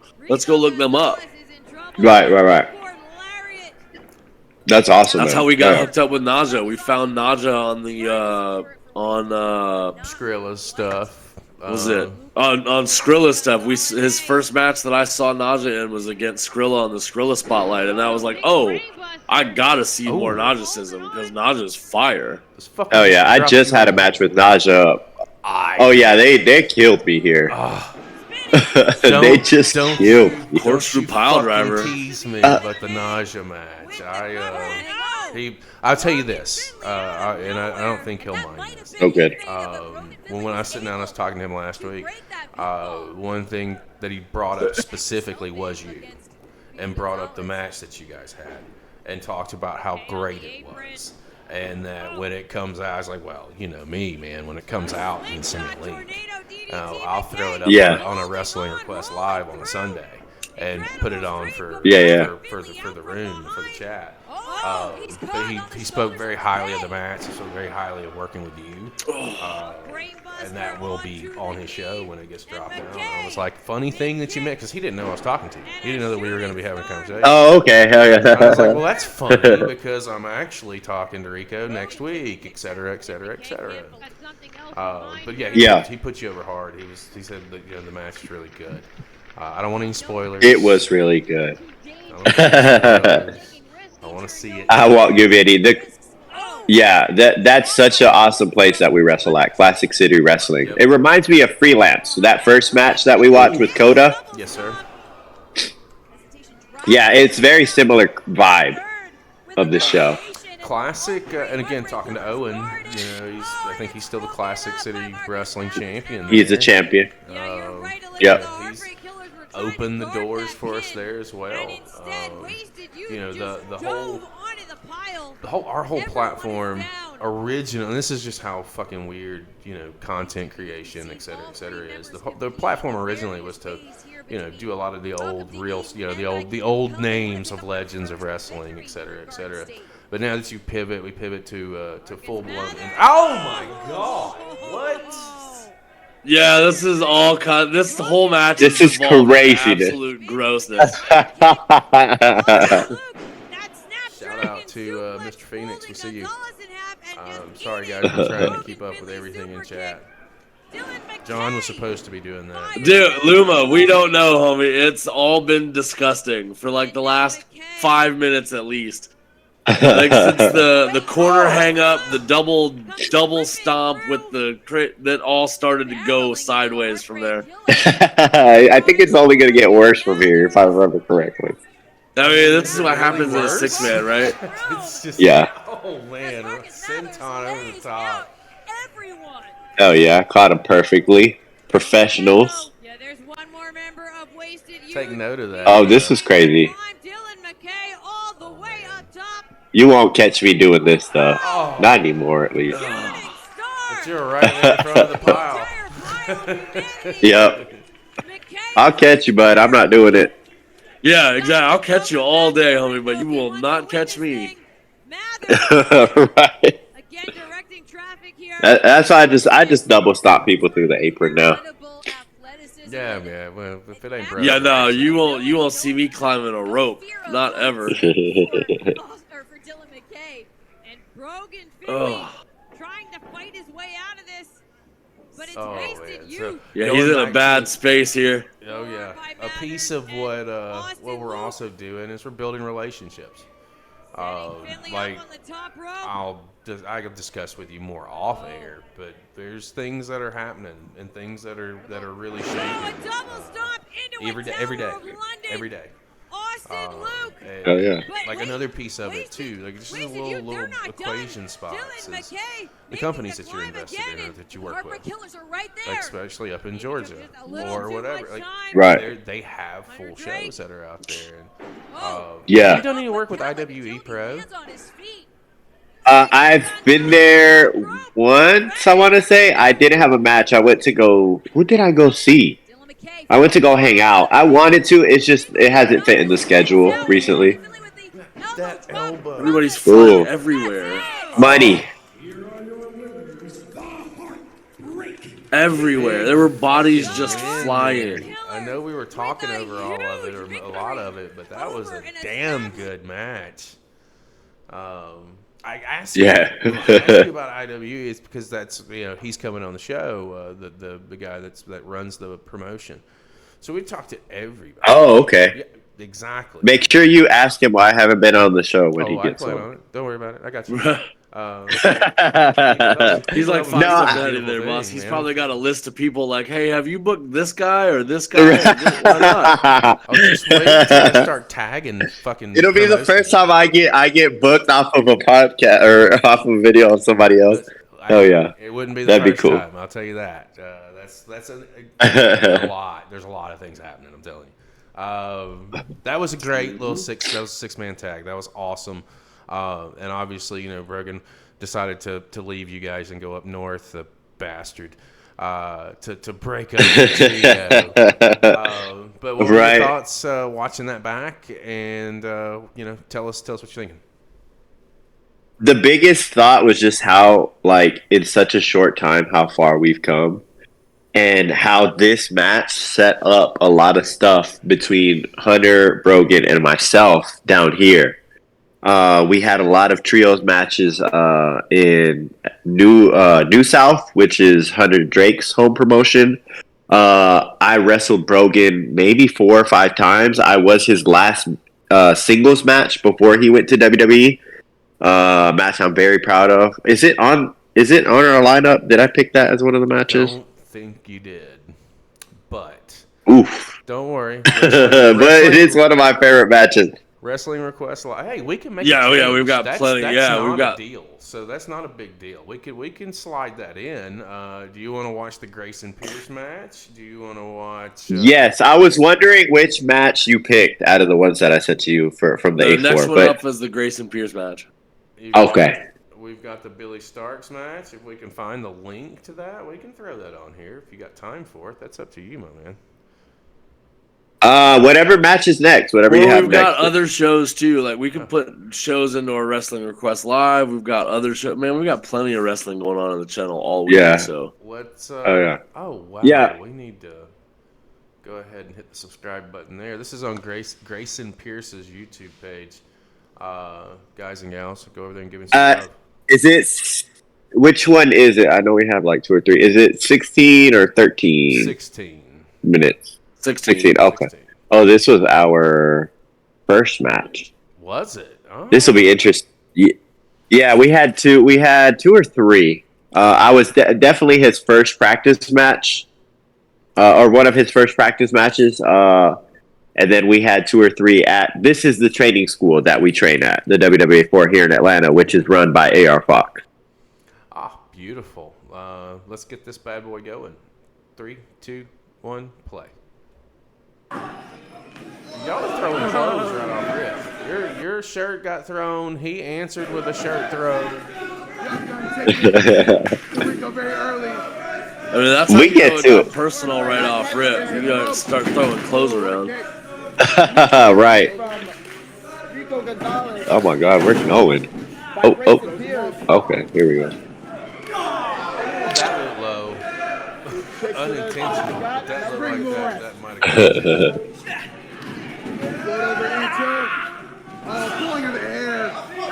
Yeah, I don't remember anything from this match. In his favor.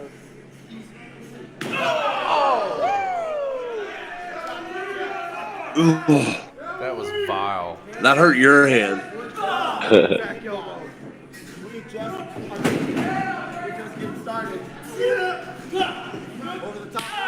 Oh, nice chop from Grayson. What, hated chops? Yeah, there. Disrespectful. Right. Fuck out of here. Big left elbow. Drops Grayson. That was a hell of a left.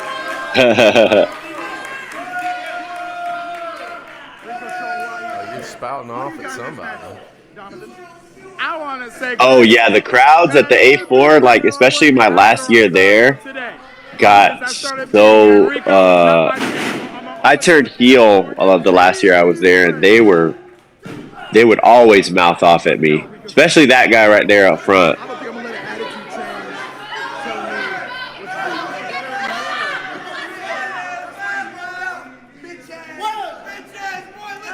It's awesome to have a recurring audience, though. Taking a breather. Oh yeah. I already miss the A4. We're not doing live shows right now at the moment. Oh, slam hard on the apron.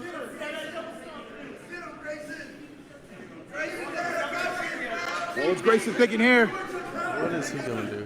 Nothing. Catches the foot. Caught. Fucked around, found out. Goes up. Yeah. Left elbow. Yep, sure did. Oh, what's Rico got in that sadistic mind of his? Superflex coming. Oh, shit. Nope. Blocked. Or is it? Yeah. Nope, landed on his feet. Oh, saved himself. Nice cross body. Oh! Kicks out at 2. Yeah, nice cross. Good catch.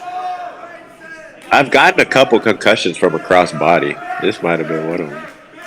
It's not hard to do. You'd be surprised how much weight comes down, like how impactful that is. Tag over Swanton doesn't get it. Whoa. It's all fun and games until the back of your head. On the top. It ain't Trips a him match. up, though. Oh. Kick to the back of the thigh. Very devious. What are you doing? Right. Single leg drop kick right in the sternum there. Kicks out at 2.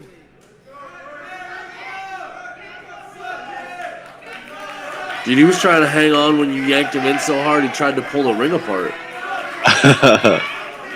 He was not interested in getting drug in there at all. Not at all. Shit, you ain't playing. Yeah, that is my favorite thing about the A4 is just talking shit to the fans. I had so much fun my last year there. That's a piece of it. Like sometimes with audiences like this, that can easily be the best part of it outside of the in-ring work because they are a reoccurring audience, right? So if dudes are having your face, you now have somebody that you can draw off of at any point just by looking at them. Let's just say as an example, you get a feel something's not going right. Grayson fighting back like the young gun he is. Going to react, and then that will then elicit, herd mentality. And you know he is because he has been for the last 3 months. Yup. I think also that was. Yeah, I think that was it became a problem. Not him specifically, but just the crowds. We got a little too lit there at the A4, so we had that's why we don't have the shows right now. Is a lot of extracurricular activities start happening, and we got in trouble a little bit, so we had to stop the crowds from coming. We had to just keep it low for a little bit. Whoopsie. Yeah, people were getting a little rowdy. They were outside drinking, among other things. Yeah, so we had to just. That could be bad for you guys. Yeah. Ooh. Not nice. Oh, but blow him a kiss. There you go. Oh, he's a nasty right hand. Oh, that backfired for you. Another one. Yeah, for sure. I took my eyes off of him. Man, sit your ass down, bro. What are you? Takes out Reggie in the stands. Oh, don't go away now. You're about to kick his ass in front of him. Where are you Right. running off to? Well, you know.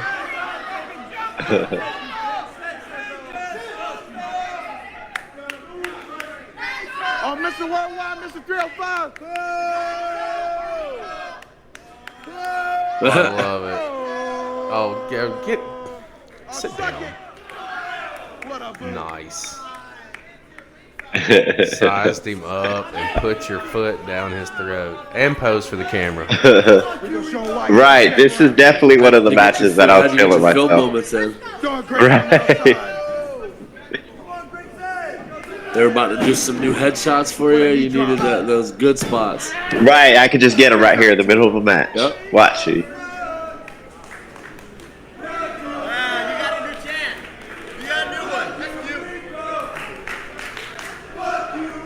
Oh, that's original.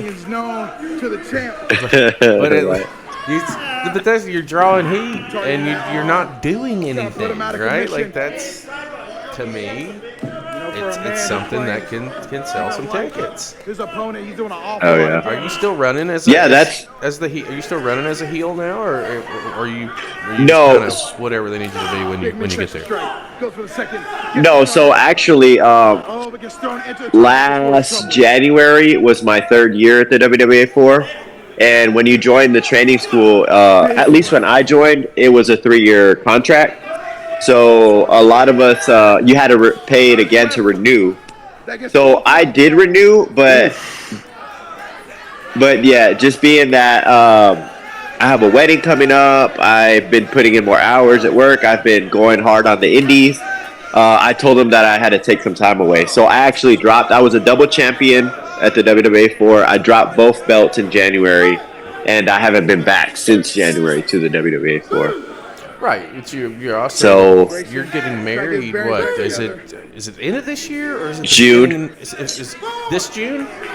I'm getting married in June. Yeah, June 20th of this year. It was next year. So that is We right got a lot around of the stuff going corner. on. It's okay to take time. Yeah, there's a lot going on, so I just had to take some time off from the training school. So when I come back, I don't know if I'll be heel or face. I'm just looking to have the most fun that I can, like this. Well, it just seems like that just seems to be what you're doing when you're in the ring. You're having a good time. Right. Yeah, we. That body jump onto the apron. Was that another? Yeah, one I of those definitely did lives? some of. That was another one of those cats. No, that was. Yes.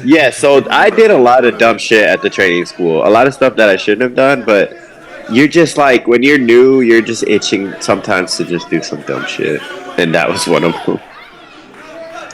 No, that apron bump right there was probably one of the scariest things I've seen you do all night. Yeah, if you like go back and watch some of the WW4 stuff, not even just my stuff, just a lot of the trainees, we're out there to like try to one up each other, and sometimes that leads into us doing very dumb spots.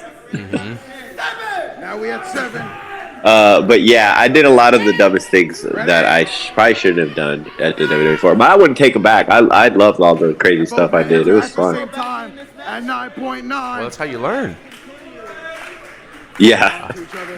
Now standing. Rico with a big strike. I don't know about you, man. I do dumb shit every day, not just in a training facility. Rico responds. Grayson Juiced up, yeah. Rico says one thing. Oof. Grayson's saying another. Whoa, bud. Countered with a smack. He's just slapping me. Pushes him off. Like, Just clothesline. Big right. not cool. Yeah, those were a little disrespectful. Yeah, for sure. Whoa. Doesn't get it. Oof. Grayson takes the back of the leg. Roundhouse. After roundhouse. Looking for these shoe kicks. Looks like you're absorbing those. Tornado and Nice little sequence. Not that one.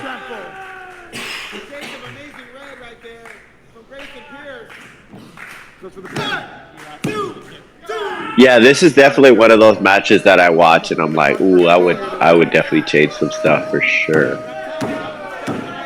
Yeah, not everything is gonna be perfect, right? Like, this is what I dig about it is that it is, right out of training, right out of school. Like, you're actually probably still doing some training, but you're getting the rep in, and you have to be in front of the audience. You have to be in front of the crowd to perfect what you're trying to do, whatever your style is, if you will. I'm okay. John will tell you this too, because we're the same way.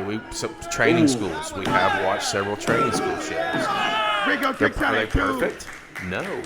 Are they going to be perfect? Absolutely not. But are they going to be? Do we love them anyway? Fuck yes, we do. They will. I love that. Love that energy.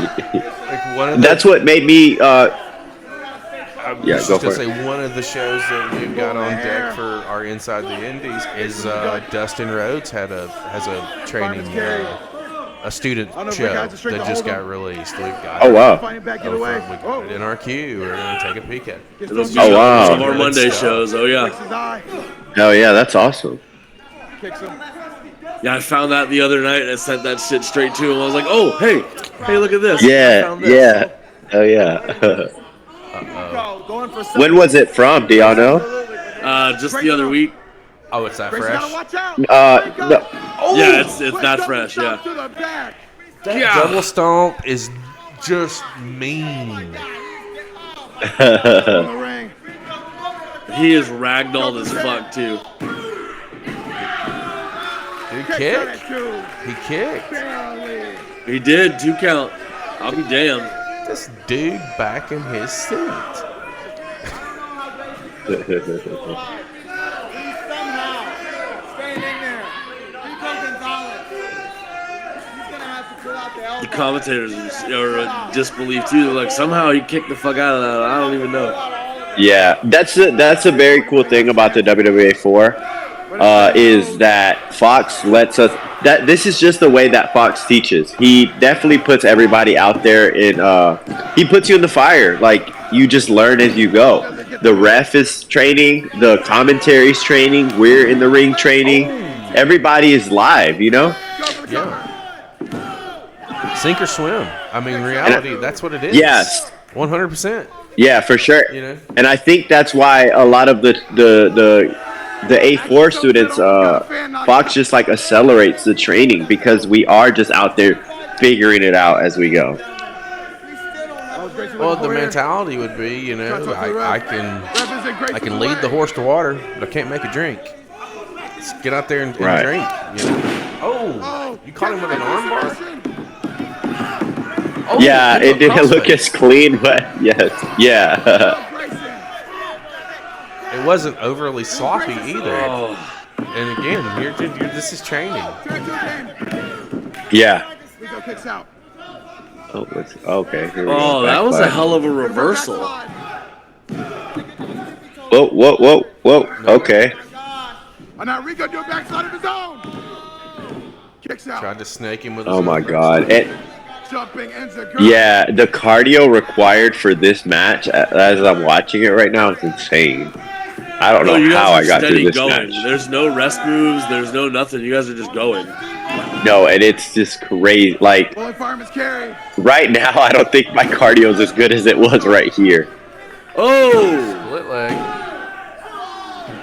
That was clean. For sure. Big RVD guy. Yeah. Well, doesn't like a little Mr. 420, am I right? Gets a count of 2. Yes. All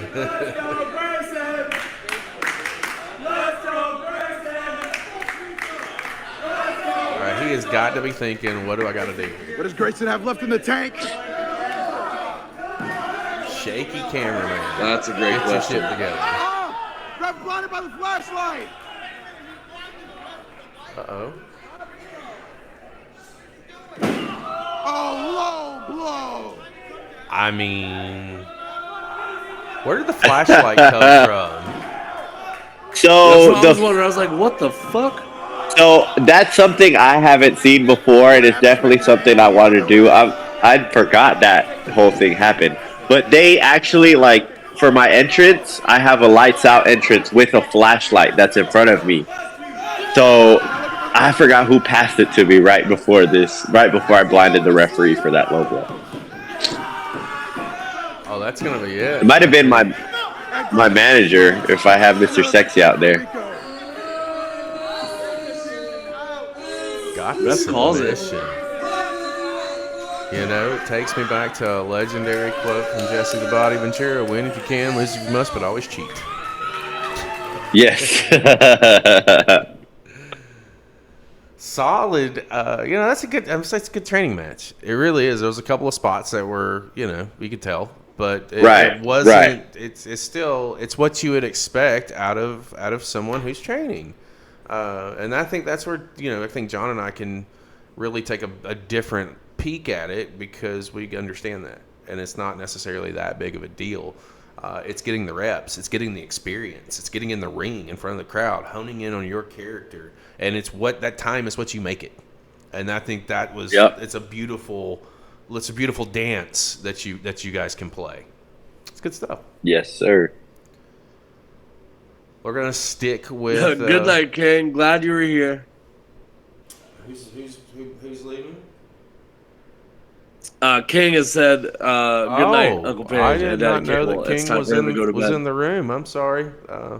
Every show, sir. Every show. He watches us religiously. All right. Well, sorry, bud. I missed you. This is Rico and Billie Starkz. You want to set this one up? Yes, this is from. Is it at the WW4? Yes, sir. That's Yes, the one I picked. 59 All right. seconds. Yes. So this is for those of you that don't know Billie Starkz. She is on AEW. She is signed to AEW right now. She is one of my very best friends in professional wrestling. I met her. How did I meet her? Was it through Brogan? I feel like through Brogan I met her. And she came up to me one day and she was like, "You are my favorite wrestler. And I want to wrestle you. I want to come to the WW4 where you train and I want to wrestle you." And I was like, "You're Billie Starkz. You're a superstar. You are all over the United States. You absolutely don't have to wrestle me at my training school." And she came and wrestled me for free, might I add.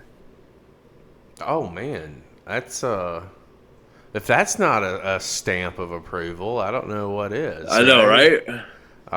Let's get into this. Let's see what this is all about, and we're going to go ahead and start in 3, 2, 1, play. Among the indies. I've seen so much Billie Starkz. We do a women's show, women's wrestling takeover is what we call it. And usually there's a Starkz match on the card. I think that nice. Love that. She's tremendous. She is. She's like she's one of those people that just absolutely loves wrestling. Like, I thought I loved wrestling, but once I started training, I was like, oh no, there's people that like know everything about wrestling. Yeah. And she is one of them. She's very crisp in the ring, and she's always usually very clean. Yes. I did not. Oh, she rode that snapmare right through and wrangled your ass. Right. But look, he kind of reversed out of it and tried to get up to his feet. She catches him with a front face lock. Nice with the. Yeah, she seems like she's got an answer for everything. Yes, she does. Not oh for my that. God, what am I doing here? That's AC Mack back there in the crowd. Oh, I see him there, yeah. Yeah, a lot of my family's here. Her mom's in the front row. Matt Griffin, the promoter of Action, which is one of the promotions I'm on regularly, he's up front. He actually, once he saw this match, he's like, I want you two to run this match back, and I wrestled her. I wrestled her on Action after this. That is, see, that to me is another layer, right? It's another piece of the business. You don't ever know who's watching. You don't ever know who's seeing what, and it opens up. Oh my God! Yeah, she kicked me square. The shit out of you. Yeah, she's. That's bump of the night right now. Or maybe not bump of the night, kick of the night for sure. Yeah. Yeah, she made you pay for that. Yeah, she sure did. That's why I love wrestling her. Like, and I didn't realize like how big of a commotion or how big of a deal it would be to wrestle a woman. I didn't realize going into this how much it would cost, because I remember I added this video on YouTube and it got a lot of views and it got a lot of comments, and I got like, it was just a lot coming in, and I messaged her. I was like, what's going on? Like, I know you're Billie Starkz, you're a superstar, but like, what's all this like ruckus? And she's like, oh, it's intergender wrestling. So like, people are gonna hate it or they're gonna absolutely love it. Like, but you're gonna get an opinion on it. And I didn't realize that until I did. I have a mixed opinion on it too. Like, you guys are very well sized together, so I don't have a problem with this match so much. Hold it for Beyond the Bell. Hold some of that for Beyond the Bell. Because they're and I say that because it is in society. It's a topic. It's something that we need to dive into that a little bit versus just kind of glossing over it, because everyone has an opinion, right? And if they're all different, I personally feel, well, it really just comes down to the talent, right? And the story. Like when China was in WWF, I didn't have a problem with her going for the IC title. She's absolutely just as strong as any of the motherfuckers that ever went for the belt. So yeah, put her in there. Yeah. Would I want to see Alexa Bliss fight Triple H? No, not really. Yeah. Shout out Mr. Danger. Also, he's the referee here. He's on GCW a lot recently. I like seeing referees make it too, man. Yeah. I think he just stepped in that day. Like I said, we just all train there, so sometimes we'll hop on commentary, sometimes we'll hop in the ring as a ref, sometimes we'll be ring announcing. Just a little bit of everything, and doing a little bit of everything helps you so much. Learn with the in-ring and stuff. 100%. I think that's definitely a thing that a lot of guys don't get anymore. They never had to work security. They never had to work a camera. They didn't have to set up lights. They never built a ring. They just get in it and do the thing. And I think having all those other aspects of the business really makes you a depth of character you can't get otherwise. Yeah, for sure. I don't want to gloss over the fact that earlier in this match, you utilized the other ring to do a suicide. And you talk about using the environment. I don't want to just gloss over that like it didn't happen because that was fucking awesome. Appreciate that, man. I can't do that anywhere else. I was like, I definitely have to do it here, and it's my whole promotion. It's my training school. I say it right at the beginning of the match. Anywhere else in the world, I'm an underdog to Billie Starkz, but here at the WW4, I have a home field advantage. You got that 6-man, and that's one of those things. Duck under. Ooh. Caught her with a lariat coming down. I thought she was going to kind of catch you with a fallen STO there. Yeah, he reversed that in midair and brought that right into her ass. Nice.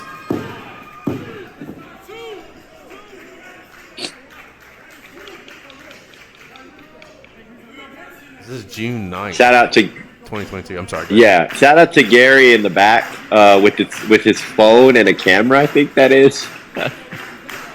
He has been coming to the WW4 for more than a decade as a fan. Talking about having longevity with a promotion. Am I right, man? Like, that's dedication. Yeah. Oh, shit. What's going to happen here? Oh.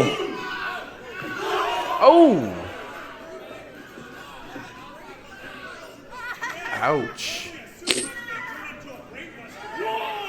I don't see mats on that floor either. No, so... there is very little out there. Yeah, that's not... Yeah. That floor is so dangerous because you've got a thin mat, but there's so many holes in that, and it's just concrete in some spots, and you don't really know. Yeah, you never do. You always have to just assume it's concrete. Yeah. There's that 6th man coming alive. Nice senton.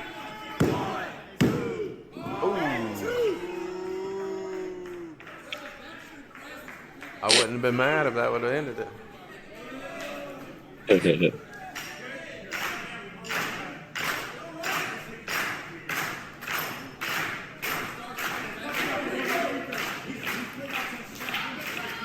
Oh, catches you slipping. Oh.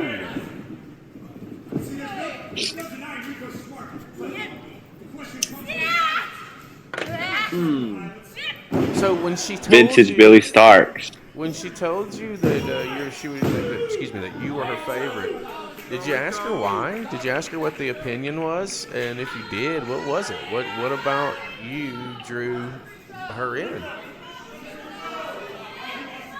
Honestly, I never asked. I just took it and ran. I felt very good at it.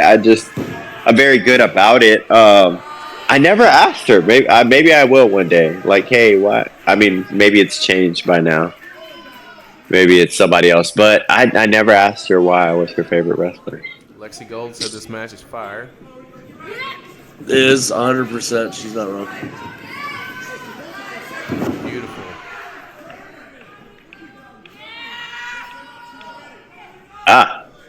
Oh. Brainbuster there. Close. Oh, I thought I heard a hand hit for 3. It did, but it was called a 2. It hit, but I think he was just too close to pull it. This moment right here is so genuine because she was so pissed at him. Well, because she heard the hand too. Oh, shit. You just shoved him straight out of the ring. All right. He's like, did you see my stripes, bitch? Oof.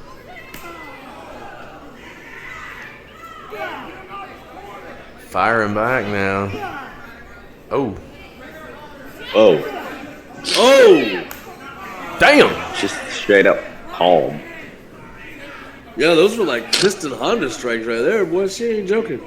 Yeah. Nope. Oh, so this kick right here, this one right here, watch this. Ah. That was nasty. Both of them. Dude. Yeah, she's. Oh. You 100% connected that, didn't you? That was the second most hardest kick I've ever kicked somebody with. I was like, you 100% connected that, didn't you? Yes. There's only one person I've kicked harder than that, and that is my trainer. Oh, damn. But she's feeling it too. She's like, damn, bro.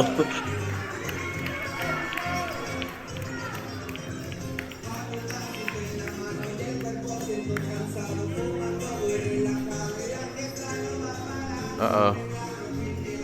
Yeah. Much love for Billie Starkz. So Billie doing this really set me up for success. She really got me on so many places. I can never. I always speak highly of Billie Starkz. She helped me so much with my career. Well, that was a great match. We need to see some more of it.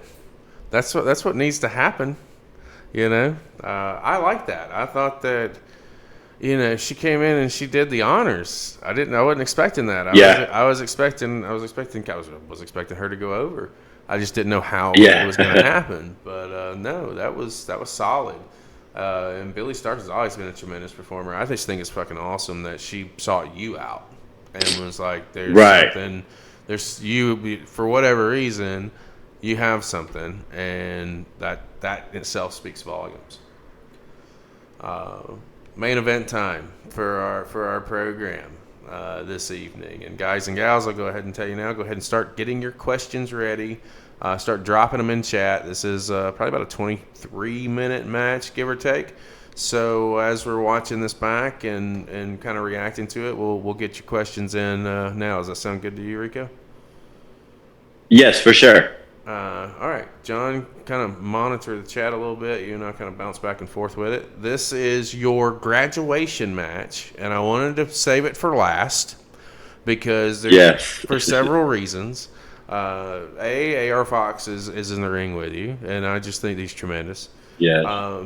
But you know, there's no doubt about it that you're going places with your career. Like, it's happening. It's going to happen, and it's going to only get bigger. And while we've seen some really good matches tonight, I thought there was no other way to end it than where it all began, and that would be your graduation night. You know, that graduation show, and it's a throwback to it. I think that's the biggest piece of the equation. So let's go ahead and get started in 3, 2, 1, play. And as we're getting the match started, go ahead and set this one up. How did this come up? You know, obviously AR Fox. Oh my God. So I'm gonna try to make a long story short.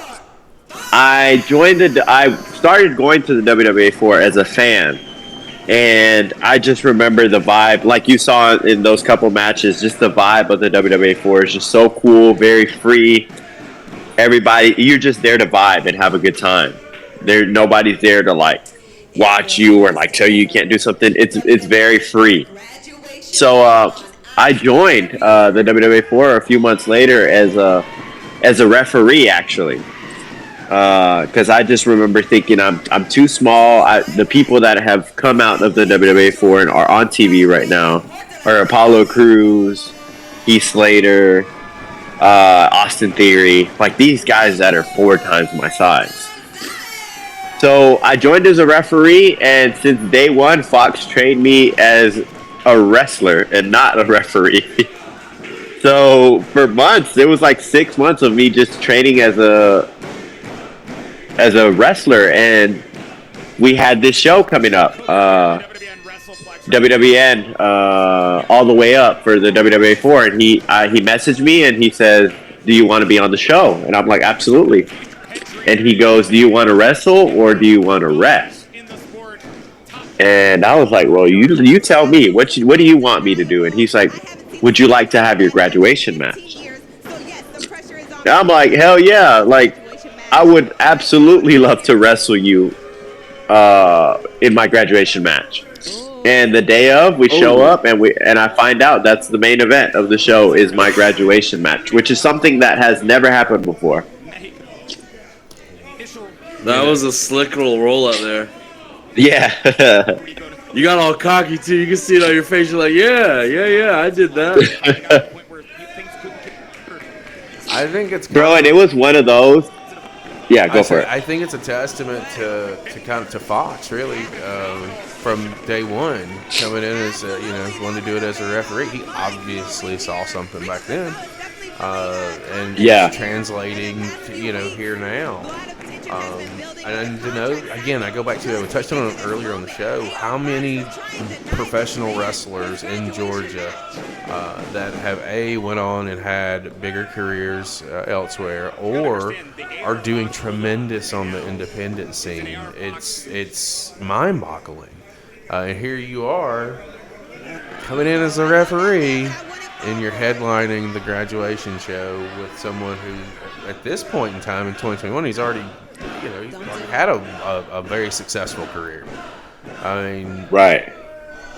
If the Billie Starkz match, if you feel like that puts you on the map, somebody sees that and then they go and throw your name in, this match with AR Fox is going to pop up. You know what I mean? So now people are going to be, oh shit, this he's been in there with names, and then it's just weird how things happen like this, and in a good way.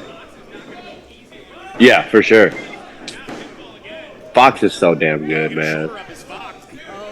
And obviously I'm going to be biased because it's my trainer, but just being in there is like, it's just crazy. Like his movement, his psychology. He's so underrated for his psychology, and people don't give him enough credit for that. They just see a guy that like does a bunch of stuff, but he is so smart. Every time I come up to him and I show him a match, or I tell him to give me feedback on something, he always tells me it's never about the moves. He always tells me about how I could have placed things in the match better, how I could have milked things more.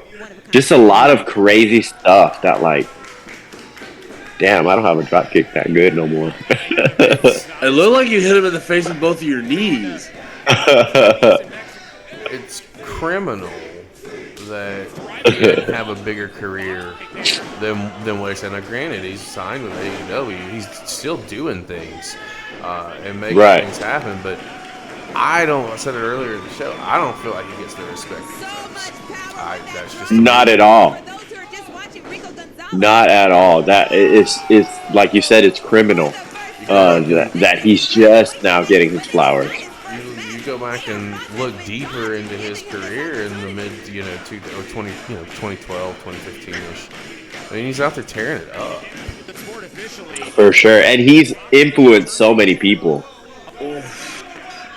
Yeah, that was crazy because there's like 6 mats out there, but the one place where there's no mat. Yeah, he's got you just in the spot. There are no mats. That was nothing but floor.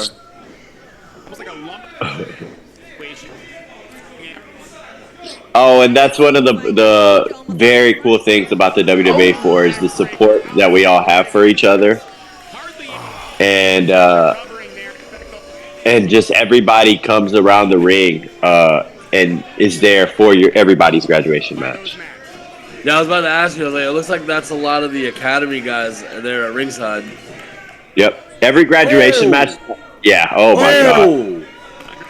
Oh yeah, it must be a few. Oh my god, bro! Was that the concrete spot? No. Oh. It's a little after.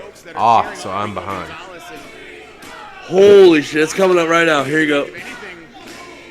It's like he's trying to make a statement to those folks, is Fox. Damn! Hellacious landing for Rico Right? Gonzalez. You see the concern? Bro. We see some ugly apron spots, but god damn. Yeah. He's definitely gonna go at it.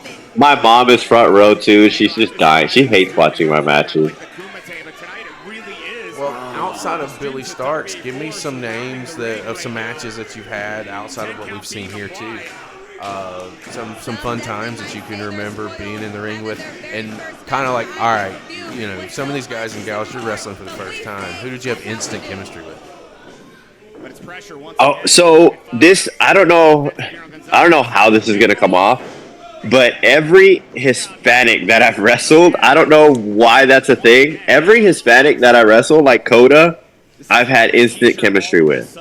Like Jose, you can see him around the ring somewhere. Jose Manuel, he's one of the trainees at the WW4. He and I have like this crazy chemistry in the ring also.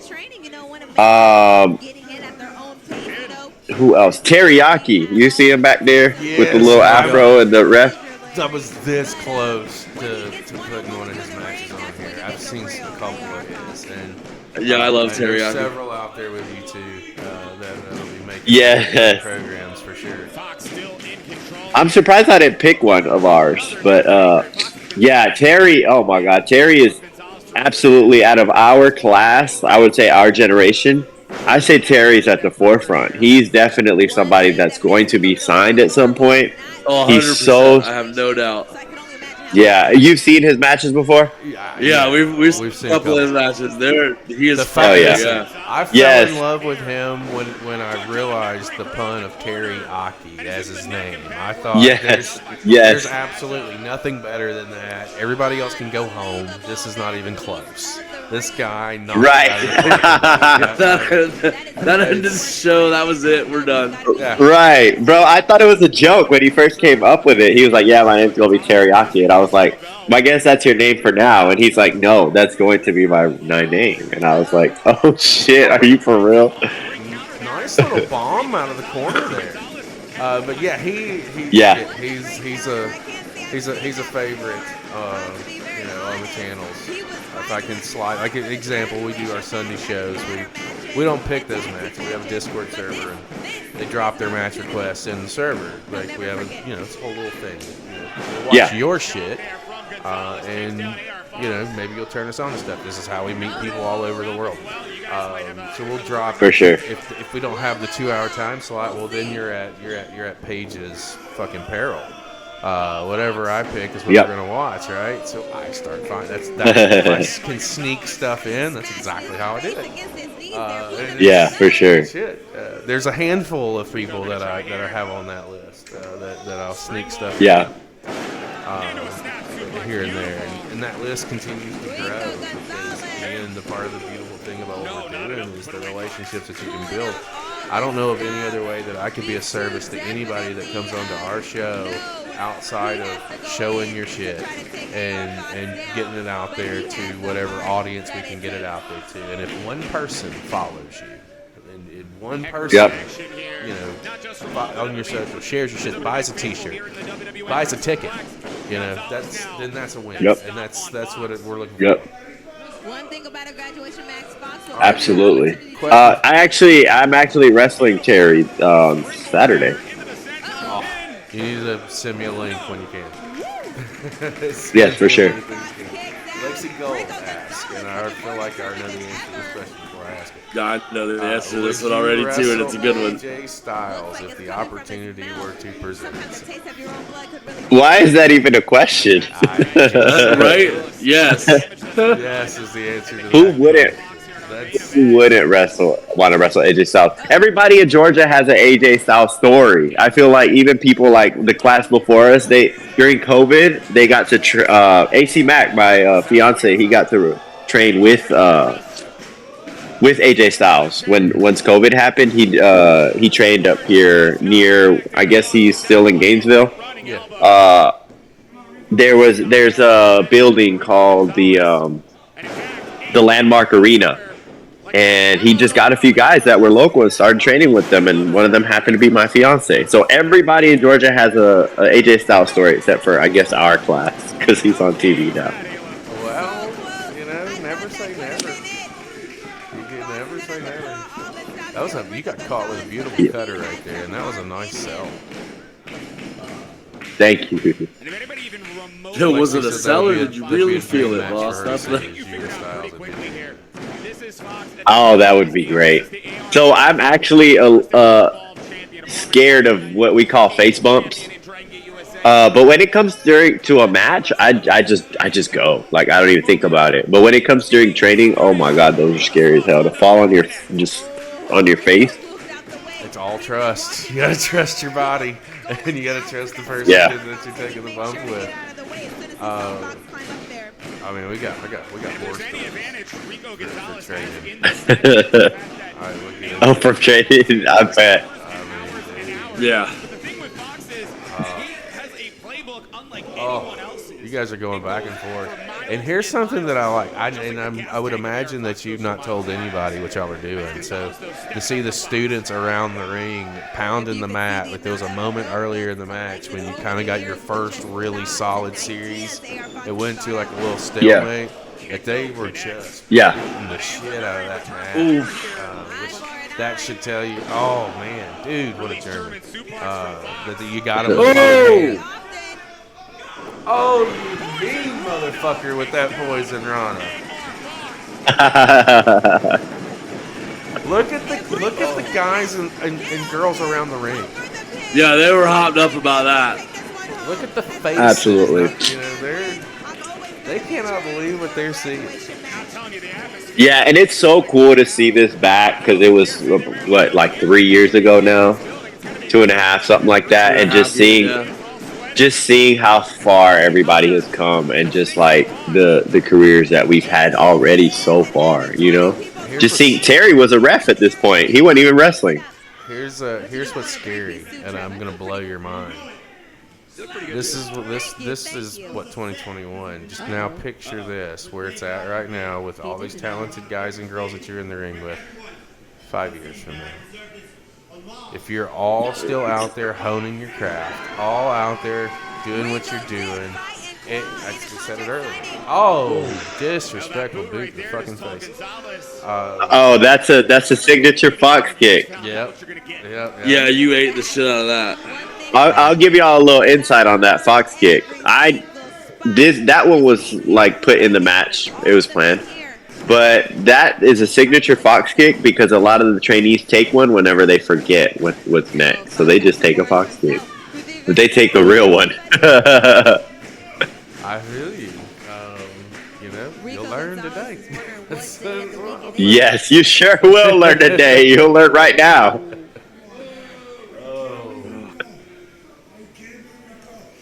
This right here, low may pay. Let's go.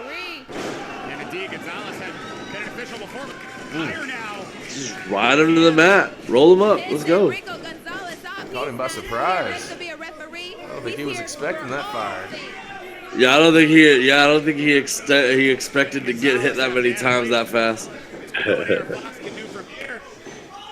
love that. Ooh, nice. Move. I love it. Yeah. I'm very happy that he trusted me with it because he won't do that low main ping with everybody. Dangerous. That's mad dangerous. Yeah. So once he called it to me, I was very happy. I was like, oh, he trusts me with it. So Lexi in chat asks, what was the best piece of advice you have received in the business so far?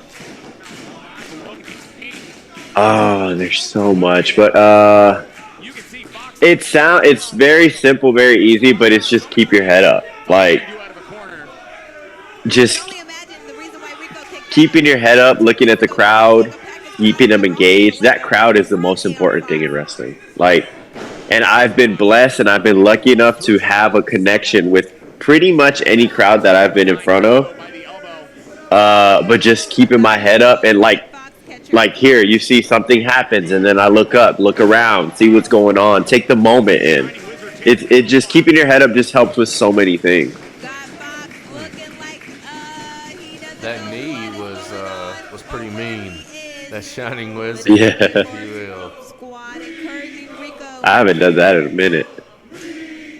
Listen to your peers. That's Yeah, you're going crazy. Go home. You know that says everything. Everyone else can leave when you're done. Look at him. Haven't seen that all show. Oh, the elbow. Yeah. Is that where y'all are? Yeah, that elbow was way up there. That was clean. I haven't done that in a minute. Mike Moon asks, how do you prepare for a match with somebody you don't trust or can't assess first?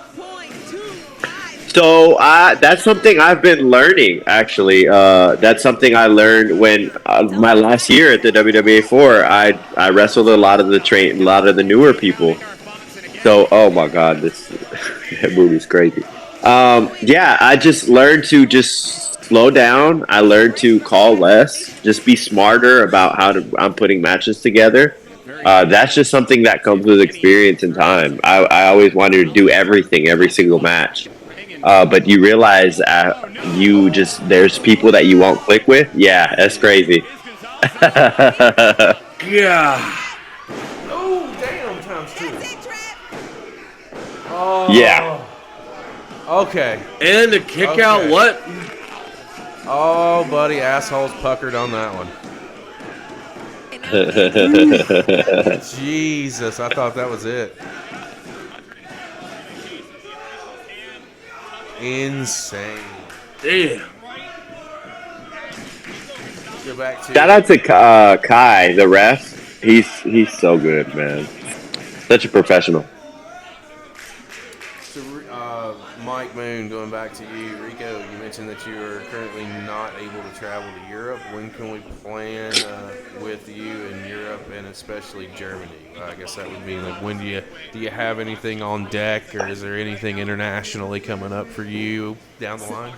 So I can't travel outside of the U.S. right now. My parents threw me over the border when I was a baby. So I have a work permit now. That import? Yes. So I have a work permit now here in the U.S. But my work permit says I can only use it for here, and I can't travel outside of the U.S. So once I get married in June, it might be like a year, 2 years. I have to go through a process. After that, I'm game. I'm good to go. Hopefully, I'll be in Europe. Fox is hooked up. Yeah. So, yes. Oh shit! When he gets all that cleared up. Oh.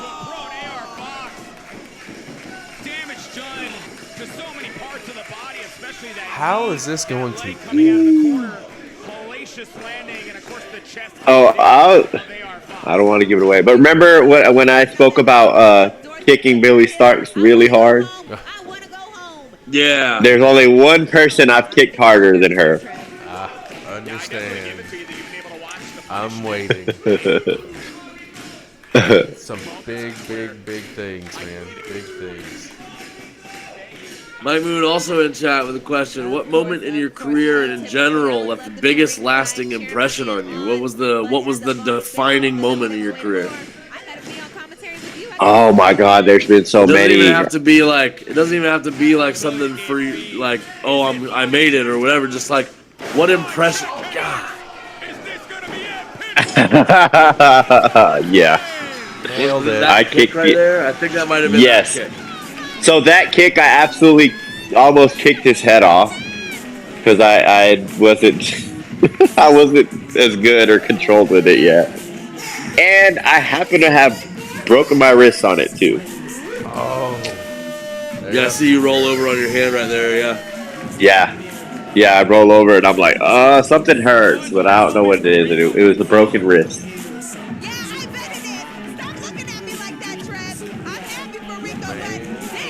Yeah, so anyway, like I said, Moon with the question of what moment in your career was the biggest lasting impression for you? Like, what was your What was your moment? There was so many. There's so many that like come to mind. There's so many that probably I can't even think of right now. What comes to mind is not even something in ring. It was we drove up to Detroit for GCW, and Jeff Hardy was on the show, and I was in the same room with Jeff Hardy. And once his music played, and it was like his WWE music, he comes out, and all of the GCW locker room, Jimmy Lloyd's the first one that comes to mind. Who was in ring? Blake Christian, Jordan Oliver. We're just all like marking out, and it was one of the first few times that I'm like, I usually don't get starstruck, but I was like, this is Jeff fucking Hardy right now. Like, his music is playing, he's in the ring. He is like, he just has an aura about him. And just being on the same show with him, because I was in the first match and he was in the final segment, I was like, this, like, I can retire right now and I'd be completely happy just being here. Like, this is way further than anything I ever thought I would accomplish. And the stories that we're going to be able to talk about on Beyond the Bell is going to be insane. And picking your brain. My Moon, I'll field that one. The best way to support any of your indie wrestlers, any indie wrestling company, is to like, share, and subscribe to their pages. Send all of their shit to all of your friends. Make sure that every eyeball that you can put on a product is on it. That is always the best way to support indie wrestling. 100%. I mean, there it is in a nutshell. Like, here's something that I'll point out. I know you probably are, Mike, but for those out there who may be listening and you are not, you know, YouTube as an example. Looking at the YouTube number, it's 671. You're, you know, more than halfway there to monetization on this platform. The beautiful thing about independent wrestling is that it is not copywritten. So any match that goes up on his channel, if we can get him to 1,000 subscribers, he's able to monetize that channel and he's able to, you know, get a little bit of extra income. Is it going to be a lot of money? Absolutely not. Ad revenue sucks. I'll be the first one to tell you that. That's what we strive off of this channel. It's terrible, but it's something, and it's something that is so easy to do. It takes you 2 seconds to look it up. Rico Gonzalez. Hit subscribe. That's it. It's really that simple, guys. You know, you help where you can help. If you're not able to buy a shirt, well, there are things that you can do that cost absolutely nothing. And guys like this and gals like this in the industry will appreciate it that much more. It's just easy.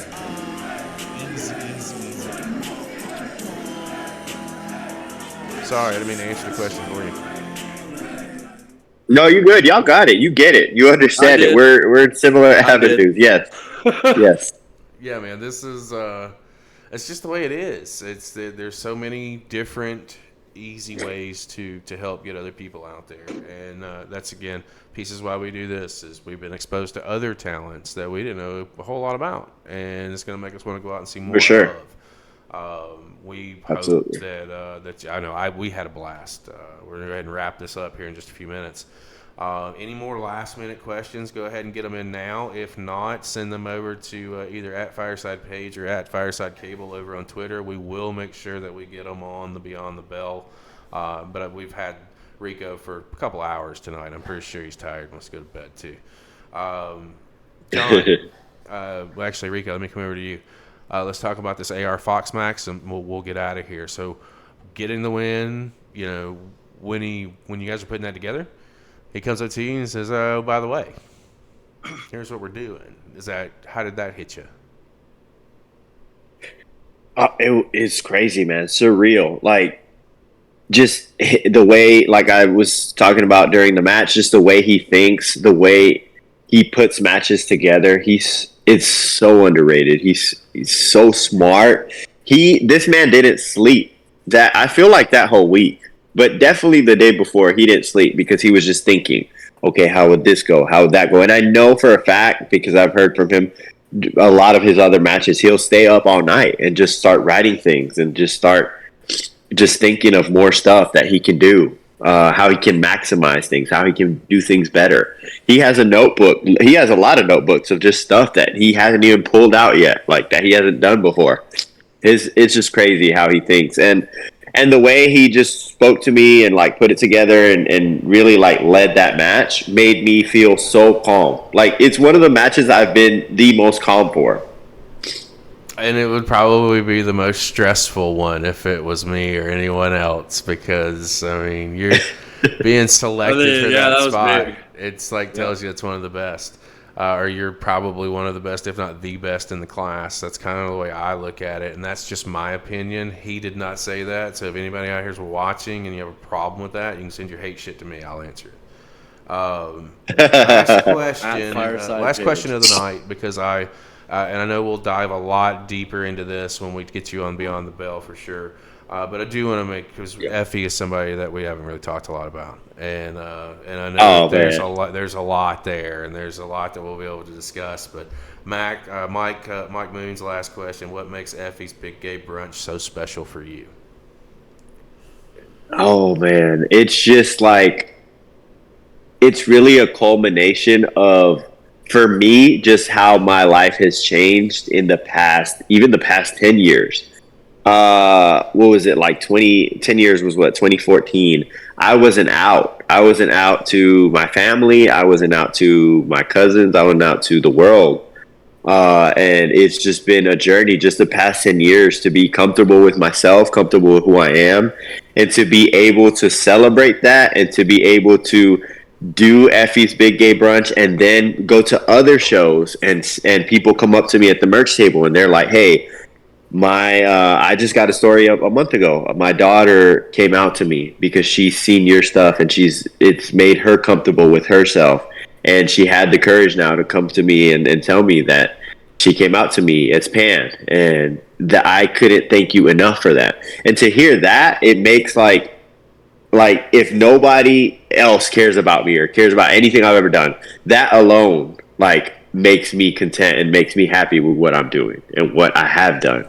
So, and it also makes my job more important at the brunch and to represent. It's crazy how far this goes and how much more important it is what you're doing than you realize sometimes. I know that there's a lot more to unpack with that, and we're gonna break some barriers. I'm hoping with your episode of Beyond the Bell. John, let me circle back around to you. Do you got anything you want to ask Mr. Rico before we tie a bow on it?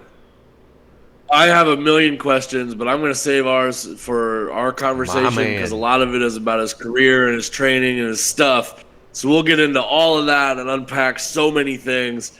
I just want to say thank you for spending your time with us tonight. I do appreciate you being here with us and our community and all of our fans and our viewers. They have been as gracious as they have been, and I do appreciate that you guys have been here this long and that you have spent as much time with us watching some of your stuff. It's an interesting way to do our spotlights that we've not really expanded on a lot yet, and I'm glad that we got to do it with you for sure. Yeah, I appreciate y'all for that. Oh yeah, thank you. Anything, Mr. Gonzalez, you want to say to the peoples before we close it out? Always appreciate y'all support. I have nothing but love, nothing but respect for y'all. Thank y'all for supporting me. Thank y'all for being here. Y'all know where to find me. I try to interact as much as I can on any type of socials. I will be in Philly next week. For anybody that buys a shirt from ProWrestlingTees.com, you'll get a free 8x10, and I will be getting new 8x10s tomorrow. So, yeah. New stuff. You guys heard it. All the links will be down below. His link, his Twitter and Instagram is at Rico94 Gonzalez. It's been on the screen this whole time. So if you haven't already went over and followed and were not, shame on you. And we'll have to talk about that later. Man, I really appreciate it. This was a lot of fun. I can't wait to circle back around and talk a little bit more in detail on Beyond the Bell. John, we'll go ahead and get out of here. But before we do not forget, 7:30 Saturday morning, Eric and I will be on the air with a Psycho Sid Vicious Spotlight. on the Legends of Wrestling. Sunday's Wrestling Request Live at 3 p.m. We'll be focusing heavily on the Japanese influence of professional wrestling.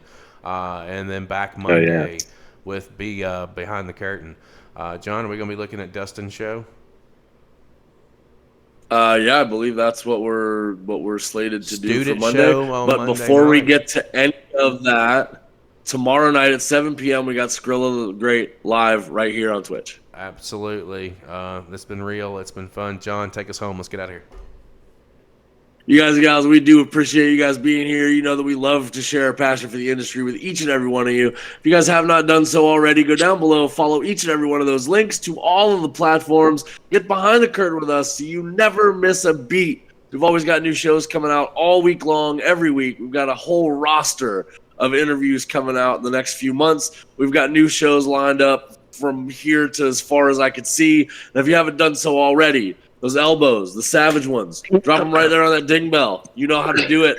As always, we love each and every one of your faces, ladies and gentlemen. We'll catch you again next time.